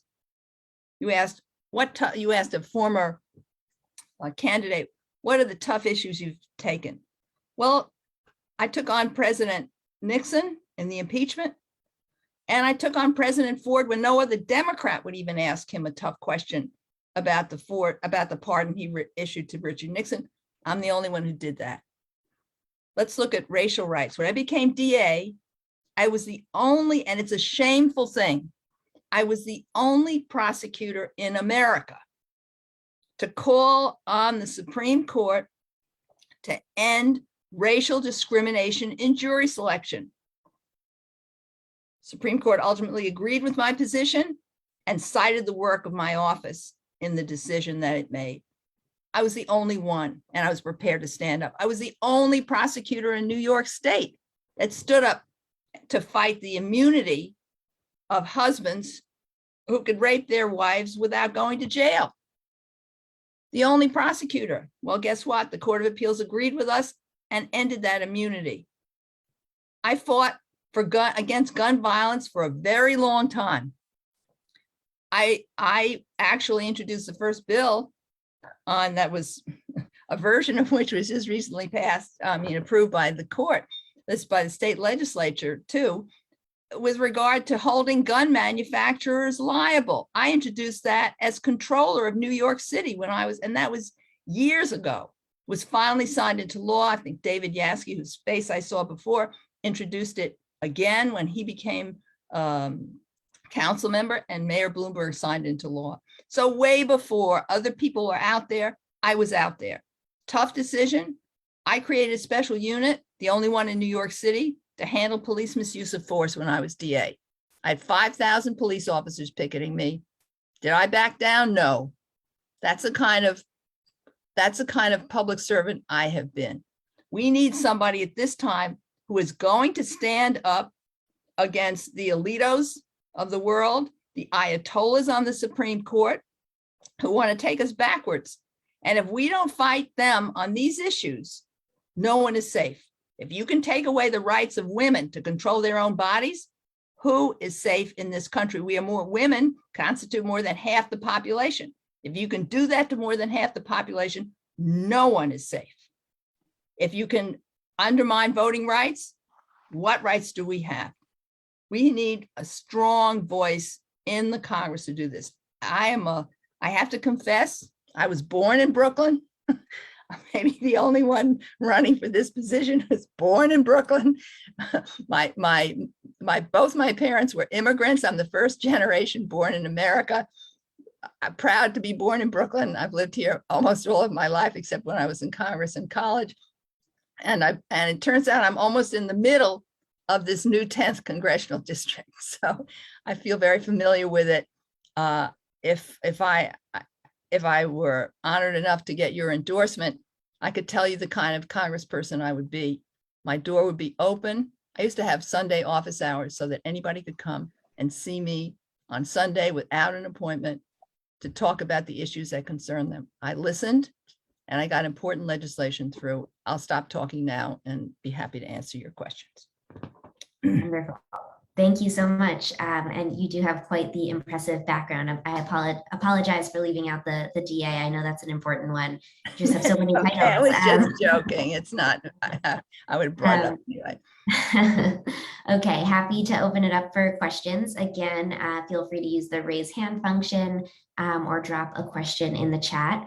I'm curious, I know there are a lot of committees and plenty of work to do. So if, should we send you back to Congress, what would be your top committee of choice and what work would you like to focus on? Well, I was on the House Judiciary Committee. I actually didn't want to be on it. So that goes to show you sometimes it's the choices you make are not the right ones. Sometimes what happens to you may be more important and you have to make the best out of that. So I was put on the House Judiciary Committee and didn't want to be on it because my predecessor had been on it for 50 years. And I said, let's try something new. And of course, then I was thrust in the middle of history. I thought she wasn't going to. I'm sorry. Can I go ahead? Get an unmute. It seems. Yeah. So I was thrust in the middle of history. I think there are a number of committees that can make a big difference. The Judiciary Committee has important jurisdiction, but I think we need to be fighting, and because it has jurisdiction over guns. I was fighting on the Judiciary Committee when I was there the last time on guns. But there are other committees that I think could be important in terms of dealing with income inequality in this country. The Ways and Means Committee, which deals with Social Security. We need to raise the benefits. Social Security, Medicare. We need to improve the benefits. Medicaid. So I think those are some of the areas that, and taxation, which is unfair as a system. So those are some things that I would like to deal with, but I was also on the House Budget Committee. So I know the jurisdiction of that as well. And I haven't made that choice. I think that's a choice down the road. And I hope I make the mistake as I made before by trying to pick a committee and then being thrust into history again. So you don't always know what is going, how things are going to work out. Great. Awesome. Danielle, I see your hand, but we have a quick question from the chat. This is from Tyler and or Kate. How do you feel about the current Democratic leadership in the House and just in general?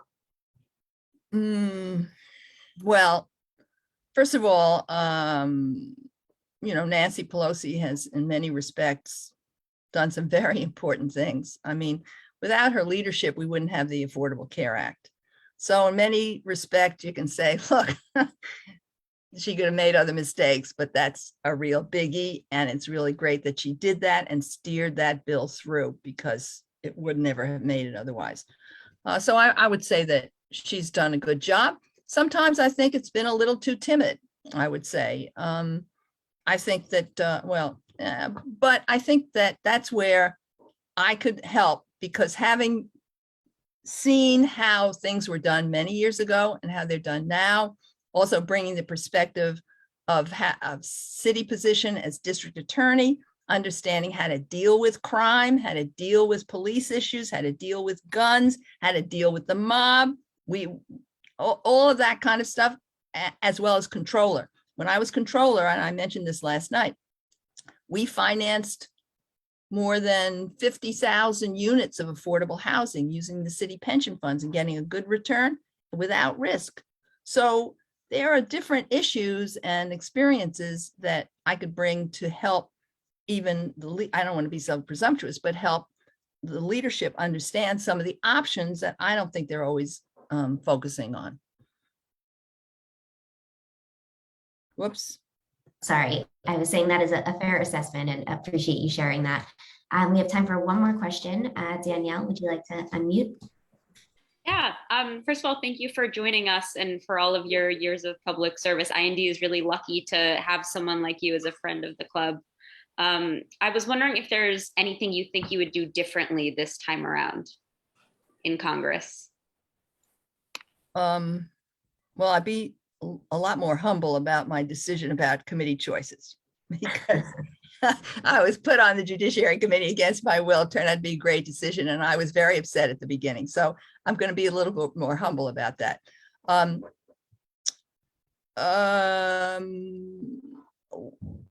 think, look, here's how I handled it the last time. You know, I really felt, and the talk about doing city work while you're a member of Congress, the federal business is so huge. You'd be lucky to have any time to do city work, but you can learn from your constituents. I'm going to tell you a good story, and that's how kind of congressperson I'm going to be, and I would hope to be. We had a district office. I was there every Sunday, office hours, but I had many volunteers in my office, and people came with every problem they had, whether it was a serious problem and not a serious problem. Someone called with a clogged sewer. And that's not a congressional issue, but we took care of it. And we unclogged the sewer, and my wonderful staff. And then the woman who had the problem called and said, you know, I have another problem. I have a very rare disease, and my doctor has to hand make the medicine, and it's really expensive, and Medicaid won't cover it. So can you help me? And my staff came and talked to me about it. And I said, what does it mean? She just can't, a doctor has to hand make a medicine. What are we talking about? So I called her doctor at Mount Sinai, and it turned out, he said to me, you know, when they're rare diseases, the drug companies won't manufacture medicines because they can't recover their profits. So if you have a rare disease, forget it. I didn't know that. I said, this is crazy. So I said, doctor, will you come to Washington if I could arrange a meeting with the FDA?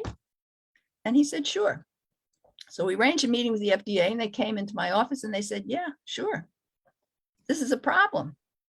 So I introduced the first bill ever to encourage drug companies and make it possible for them to do research on rare diseases.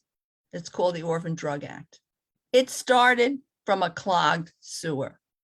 It now has helped millions of Americans. That's the kind of thing that you can do as a member of Congress. I'm just saying, so that is really, really important.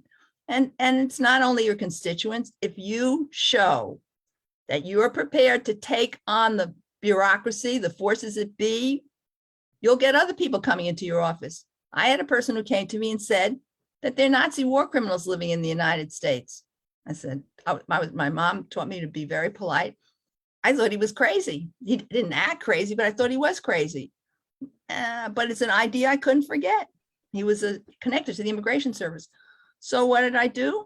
My next hearing, I asked the Immigration Commissioner, I was on the Immigration Subcommittee, is it true that there's a list of Nazi war criminals living in the United States? These are not neo-Nazis, would-be Nazis, wannabe Nazis. This is the real McCoy, the concentration camp guards, the people who tortured Jews and so forth, and gypsies and so forth. And I asked the commissioner, is it true? And he said, yes. So I started a whole program, which it resulted in the expulsion of more than 100 Nazi war criminals in the United States. You have to show people that you're willing to take things on, and then they come to you with problems you would never have imagined, but that can solve problems for the country, that can solve problems for millions of people. That's the kind of congressperson I'd be. I want to continue that kind of service. Awesome. All right. Well, thank you. Oh, sorry. Thank you so much for your years of service, as well as, sorry. Thank you for your years of service, as well as stopping by tonight to talk to us about your future vision for Congress. So I'm going to leave it there for now because we have a couple more candidates to get through. But again, feel free to drop your information in the chat. And thank you so much for coming. Well, thank you very much. And thanks to all the members of this club, distinguished members of this club. Thank you. Awesome. All right. I think we have one more candidate for New York's 10th Congressional District, and that is our very own Assembly Member Joanne Simon. Assembly Member, if you're able to unmute yourself and come on camera, we would love to hear from you. Let me see. Joanne. Hello. Oh, hello. Welcome. All right. Yes. So, feel free to take about 3 minutes, and then we'll leave plenty of time for Q&A. So sure. Go ahead. Sure. So thank you all, IND. You know, so many of you know me well, but there's always new people on this. So I want to reintroduce myself to those folks as well. And first, I want to thank all of the women that are running in this race. They're impressive. They're smart. They're capable. And of course, no one stacks up to the formidable Elizabeth Holtzman, except, frankly, I would like to be able to do that someday. She has an incredible background. I'm really honored to have had her support in the past. You know, I want to just, you know, introduce myself a little bit to people. You know, I'm the grandchild of immigrants. I grew up in a large working class family. And, you know, those values are the values that I have brought to my life, my career, and my service as a state assemblywoman. You know, as I said at LID last week, some of you were there, you know, we are in very dark times, and we all need to come together. We need to wake up, and we need to preserve our democracy. And that is the most fundamental thing that we have in front of us when it comes to serving in Congress, is fortifying and preserving our democracy. We are, you know, on very dangerous ground. Right now, of course, we are all hurting from COVID, and the horrifying gun violence that's just been increasing in the last 2 weeks has really shocked the conscience of everybody except GOP senators. I'm running because I think we need a rational, thoughtful, and knowledgeable legislator that's only beholden to the people and the community. I've spent my career as a disability civil rights lawyer. I've won landmark cases that went to the Supreme Court, and I've been very deeply involved in legislative lawyering around amending the Americans with Disabilities Act. You know, I'm a former teacher of deaf and deafblind children, which teaches you nothing else but patience and understanding how people grow and the different paces at which people grow. And we can bring all of our people along if we understand and respect them and work with them. And of course, I was an adjunct law professor for 20 years. So I got started as a community activist in local environmental justice issues, leading a coalition throughout the Gowanus I-278 corridor, connecting communities from Bay Ridge to Dumbo. Before climate and resiliency were even words that people used. And now, of course, I've been very actively involved in the Gowanus Canal Superfund issues since well before I was elected to the Assembly.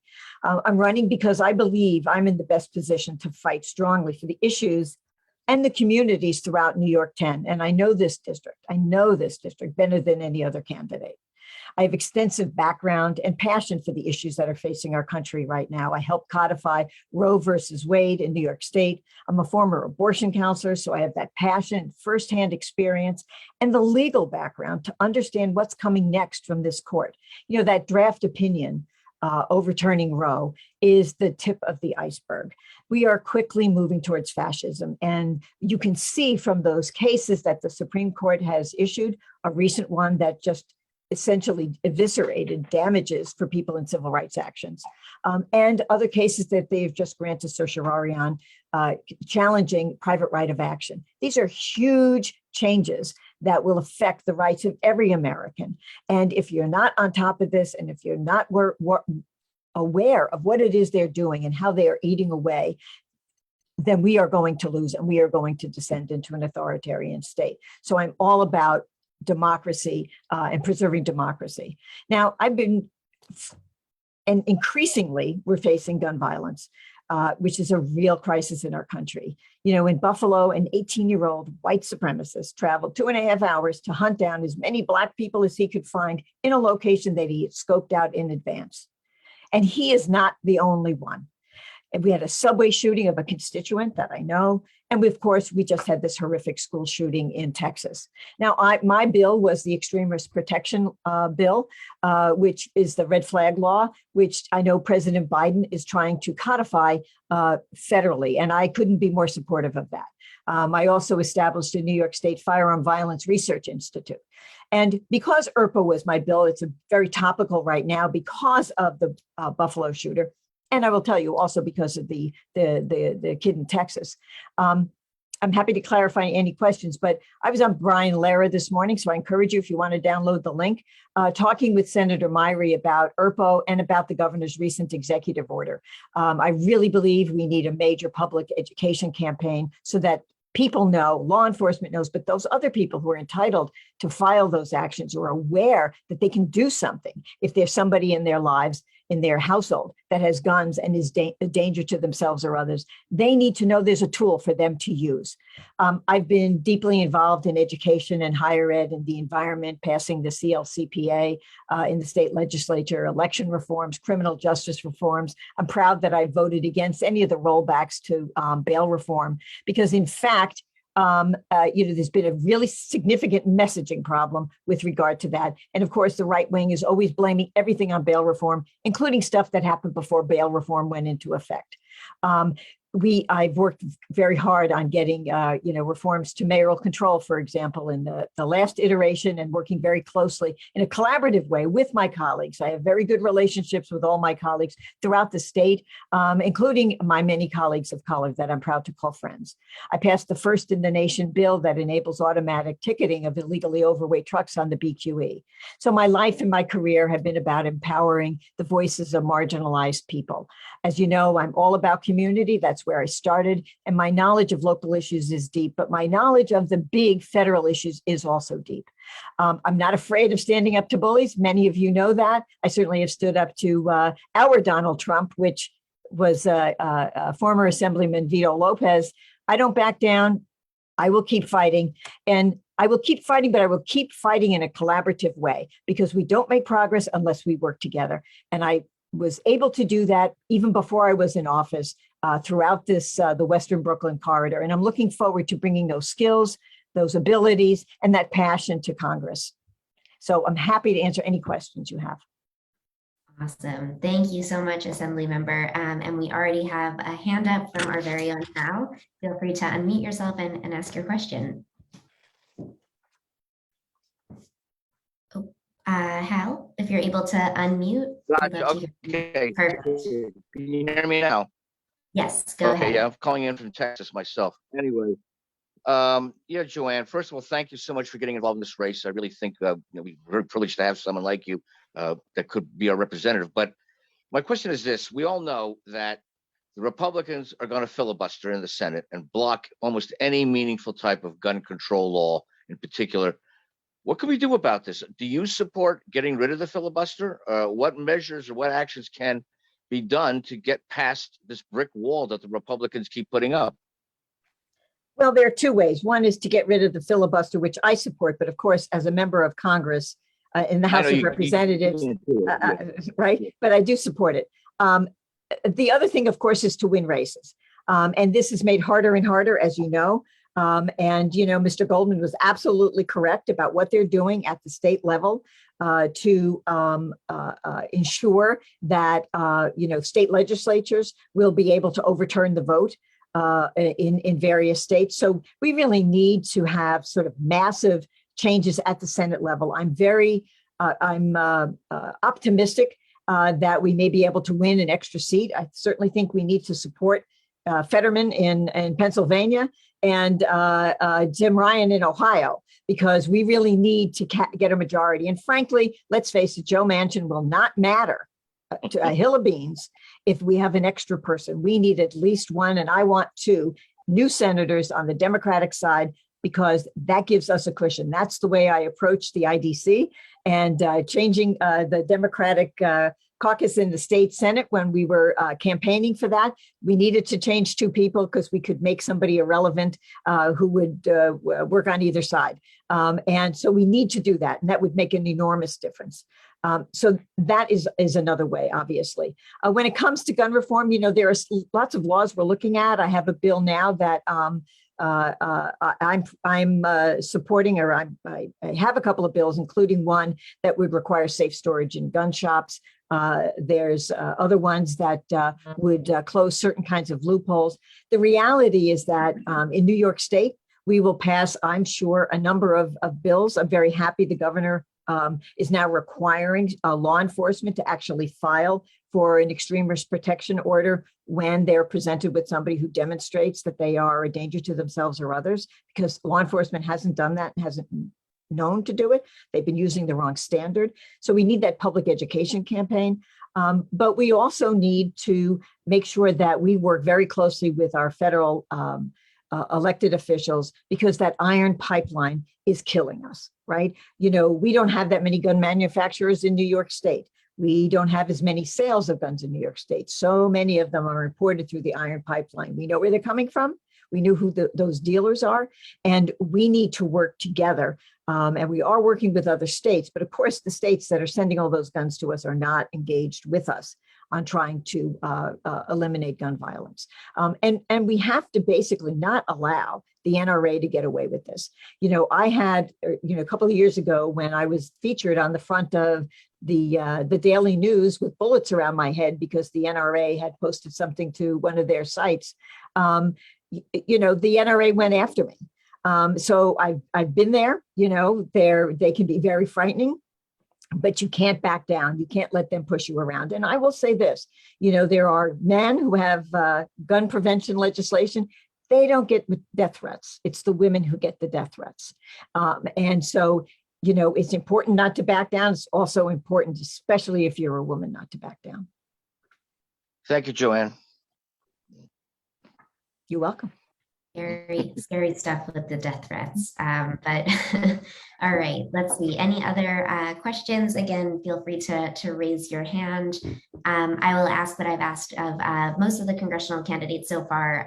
What committee are you most excited about working on, or do you think is the best fit for your many talents? Sorry, could you repeat that question? Oh, sure. Committee assignments. Which ones are you most excited about? I know you have a lot of interest and specialties, but what's at the top of your list? Well, obviously, I gravitate toward things like judiciary, education. But there are lots of committees and they're called different names. Transportation is an issue I've been very, very involved in as an activist, right? Because when I became neighborhood association president, it was very clear to me that the traffic and the problems in my area didn't come just from my area. And that's what caused me to work with other neighborhoods and to work in coalition throughout Western Brooklyn on those issues. And of course, transportation is where we see that intersection of environment, of health, and of poverty, right? So this is a huge environmental justice issue. I've been working at that intersection for years. It's, one of the reasons that I'm a co-sponsor of the New York Health Act. And one of the reasons that I work so hard with my sort of lefty colleagues in the assembly to work on ways we could raise revenue, because we need to lift people out of poverty and we need to provide those resources and those help to people to eliminate the environmental injustices that have been so plaguing of our state and our city in particular, and certainly very much, the new New York 10 map, which came out on like Saturday morning. I looked at it and said, This is the entire Gowanus corridor I worked on for, for years and years and years. This is territory I know. These are people and communities I know. And I know that I can work with all of them as diverse as they are because I've done it before and I'll do it again. Wonderful. All right, we have time for one super quick question. If anyone has, see anything in the chat, Dara, go ahead. Hi, Assemblywoman. So great Hi, to see you. Dara. My mother was a special education teacher and my brother was learning disabled. It's my cousin. And I know IDEA has been a huge thing for the disabilities community. I'm curious, as somebody with your background and expertise and everything that you've done at the legislature around dyslexia, what you would be interested in doing to expand access for folks with disabilities on a national level if you get to Congress. Well, thank you, Dara, for that question. This is one of those areas that's very much in the crosshairs from Congress. The IDEA was last renewed in 2004. There are aspects of the standards that were codified then that were very much George W. Bush and his education team. And you may recall, you may not, depending on your familiarity and your age, but at one point, we were going to follow the Houston Miracle, right? That Houston Miracle that provided highly qualified teachers, et cetera, et cetera, et cetera. Well, the Houston Miracle turned out to be fraud. There was no there, but that was the Secretary of Education, the guy who created the Houston Miracle. So we have a number of things that are in IDEA that are not particularly workable. In New York City, our special education is woefully inadequate because I think they missed the boat when the law was originally passed. So we want to, number one, we want to really push hard to reauthorize the IDEA. Right now, the courts are going after Section 504 of the Rehabilitation Act, but DOJ is now taking comments on how we can do that.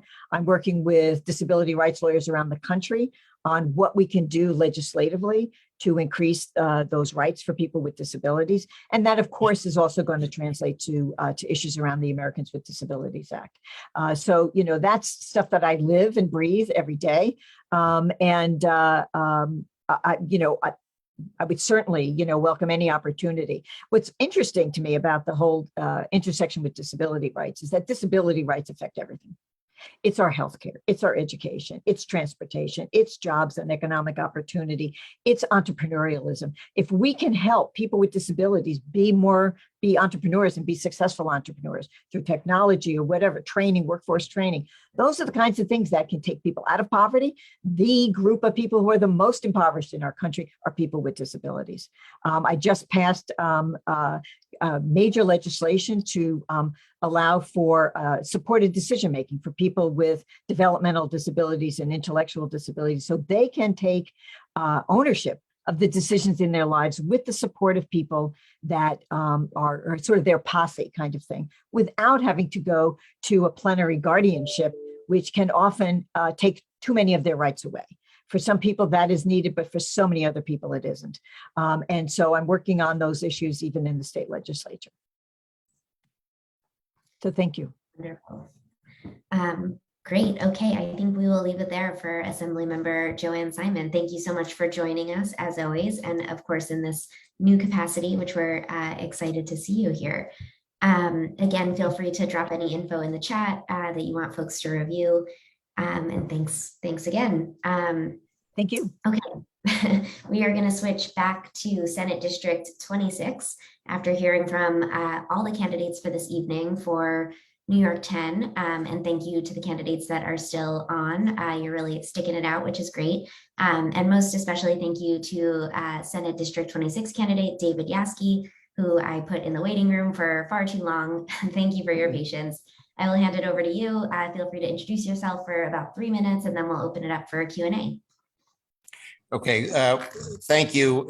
Please, no apology necessary. In fact, first, I was glad to be able to hear all the other candidates, and I think I've paid money for tickets to see Liz Holtzman on a panel, so this was for free this evening. So thank you. And thank you to IND for, taking the time to look at this race this evening.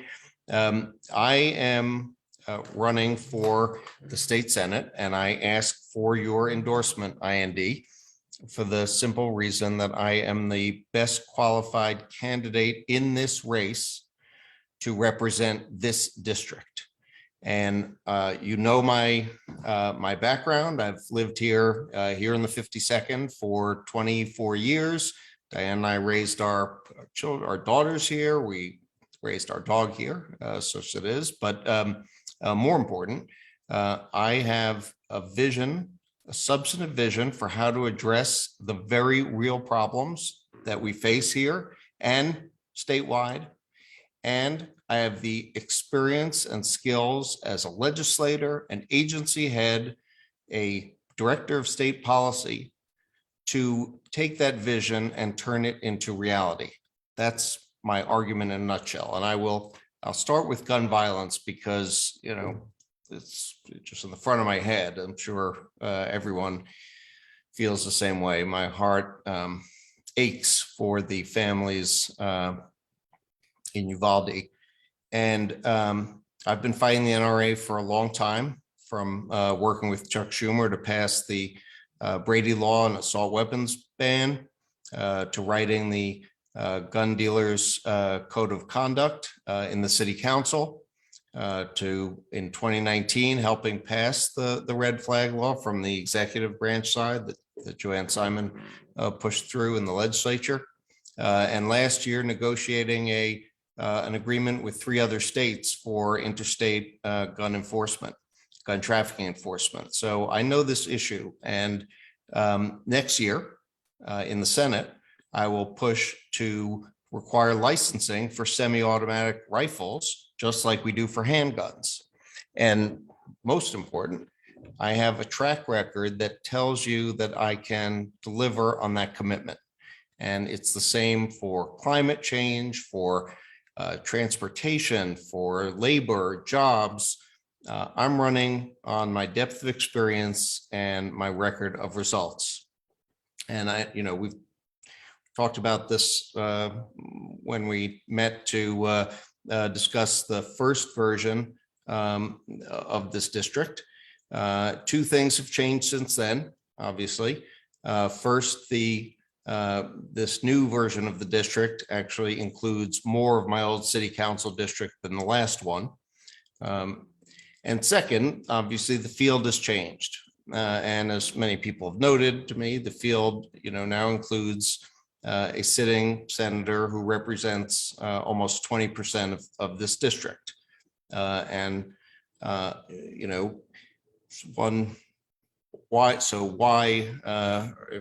take that race on? People have asked. First of all, when I ran for the seat, it was to represent the neighborhoods that I have worked in and cared for and represented for years, and that still is true. And I guess I could note that I've represented more than 20%, a lot more than 20% of this district, and for a longer period of time. But I don't think that's the issue. I mean, I don't think it's my district any more than it is anyone else's district. The district belongs to the voters. And I think that's an important kind of point to remember. We say so-and-so's district as shorthand. It's his district or her district. But when we do that, we're talking kind of about politics as a business and from the perspective of the politicians. And that makes sense as a political club, and we're all kind of intensely political folks. But at the end of the day, it's nobody's district but the voters, and it's up to them to decide who has the best qualifications to represent the district. And I think that when we start talking about, well, that's his, her district, that's the kind of politics as usual that people are so sick and tired of. That's kind of politics usual people are fed up with. And this may be a political club, but IND has never been a politics as usual club. And I have never been, for better or for worse, a politics as usual politician. And I won't be in the Senate. And I see, I will close just by, kind of relating that to I think one of the most important issues the district faces, which is the BQE. I mean, the playbook for politicians for tough issues is stay away. A tough issue that there's no great solution to, stay away because you can only get hurt. That's not how I've served in the city council. It's not how I've lived my political life ever. The reason I want this job is to do the work, is to do those hard issues. And I can tell you right now that the solution to the BQE will be something that a lot of people are unhappy with. But if the state senator shies away from that and, kind of just plays politics about it, it's going to be a much worse solution for these neighborhoods than if you have somebody who is in there, who's willing to put his capital on the line and his kind of political standing, and knows he's going to take hits because the solution won't make everybody happy. That's the way that you get a good outcome. And that's the kind of state senator that I will be. Thank you, IND, for your time. I'm happy to answer questions. Thank you. Thank you, David. That's what I was going to do. Open it up to questions. Again, feel free to raise your hand, use the raise hand function, or drop a question in the chat. Greg Monty raised his hand. Feel free to unmute yourself and ask away. Okay. Well, thank you. And thanks for joining us, David. Thank you. What is your position on restoring, or continuing rather, mayoral control of schools? And would you keep the current model? And if not, what revisions would you like to see and why? I am for mayoral control, mayoral accountability. I know it's how the AMS folks like to talk about, but mayoral control, I'm for. And honestly, I would make it permanent. The idea that the city or the mayor has to go up to Albany to kind of,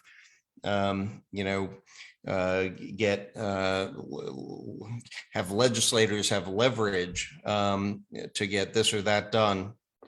I don't think that's very healthy. I don't think it's good for the stability of the system. If we're going to have improvement, I think we made this decision, almost 20 years ago, and that if we're going to fix the schools, somebody has to be in charge. Somebody has to be accountable to the voters, and that should be the mayor, with, of course, the city council as an oversight body. So I'm for, period. Without any changes to the current system? I mean, look, there are changes I would love to make in education policy. I'd start with special ed, which Joanne, Simon has done more on than anybody. The way we educate kids with language-based learning disorders is atrocious, and is, the biggest kind of degradation of human potential that we have in the city. And every kid should be, as the mayor has proposed, we'll see if it actually, see what happens, should be screened for language-based learning disability. And every kid who's at risk should be taught with the kind of multisensory approach that all the data now says that's what is required to get kids to read at grade level and read proficiently. Do I want that to be addressed in legislation? Not really. In fact, I think that should be the mayor's choice. I do think the state can fund that kind of a program, but I don't think the legislature should be making education policy in New York City schools. Okay, thank you. Awesome. Great. We have a couple hands raised. Thank you. Hal, go ahead. Yes, good evening. Good evening, Mr. Yaski. Good evening, my Hal. question is this. What legislative priorities, in distinction to the incumbent, would you be pushing in the state Senate? Is there something you feel that's not being, that insufficient attention is being paid to? Could you elaborate on that a bit, please? Well, sure. There's a whole bunch of things. I guess I'd start with my priorities, regardless of what anybody else's. I'd start with clean energy. We may have talked about this last time. It's not even legal to open an electric vehicle store. Tesla, Rivian can't open any more stores in New York City because of New York State because of classic special interest politics. We have to require the utilities to phase out the use of natural gas. We have to put the onus on them. If we wait around for them to do it on their own, it simply will not happen. And if it's just a question of, we told them they were going to have to do it, and now 30 years later they haven't, that's no good. We have to do it with a clear timetable and metrics along the way. And we have to change their reimbursement formulas to give them the economic incentive to do it. I think we need to deal with the status of gig workers and make those folks, it's a big part of the economy, get them the same kind of safety net benefits that employees have. That would be a legislative priority for me. On guns, I mentioned the license for semi-automatic rifles. I'd like to put much more oomph behind gun trafficking enforcement. Every crime gun should be traced back to its source, and should the person who moved it from the legal stream of commerce to the illegal should be prosecuted. And those are some of my starting priorities. Oh, by the way, I would also add Joanne Simon's bill on a governance structure for the BQE, which I think is essential. I think we're going to fix it one way or another, but that would certainly be the best way to fix it.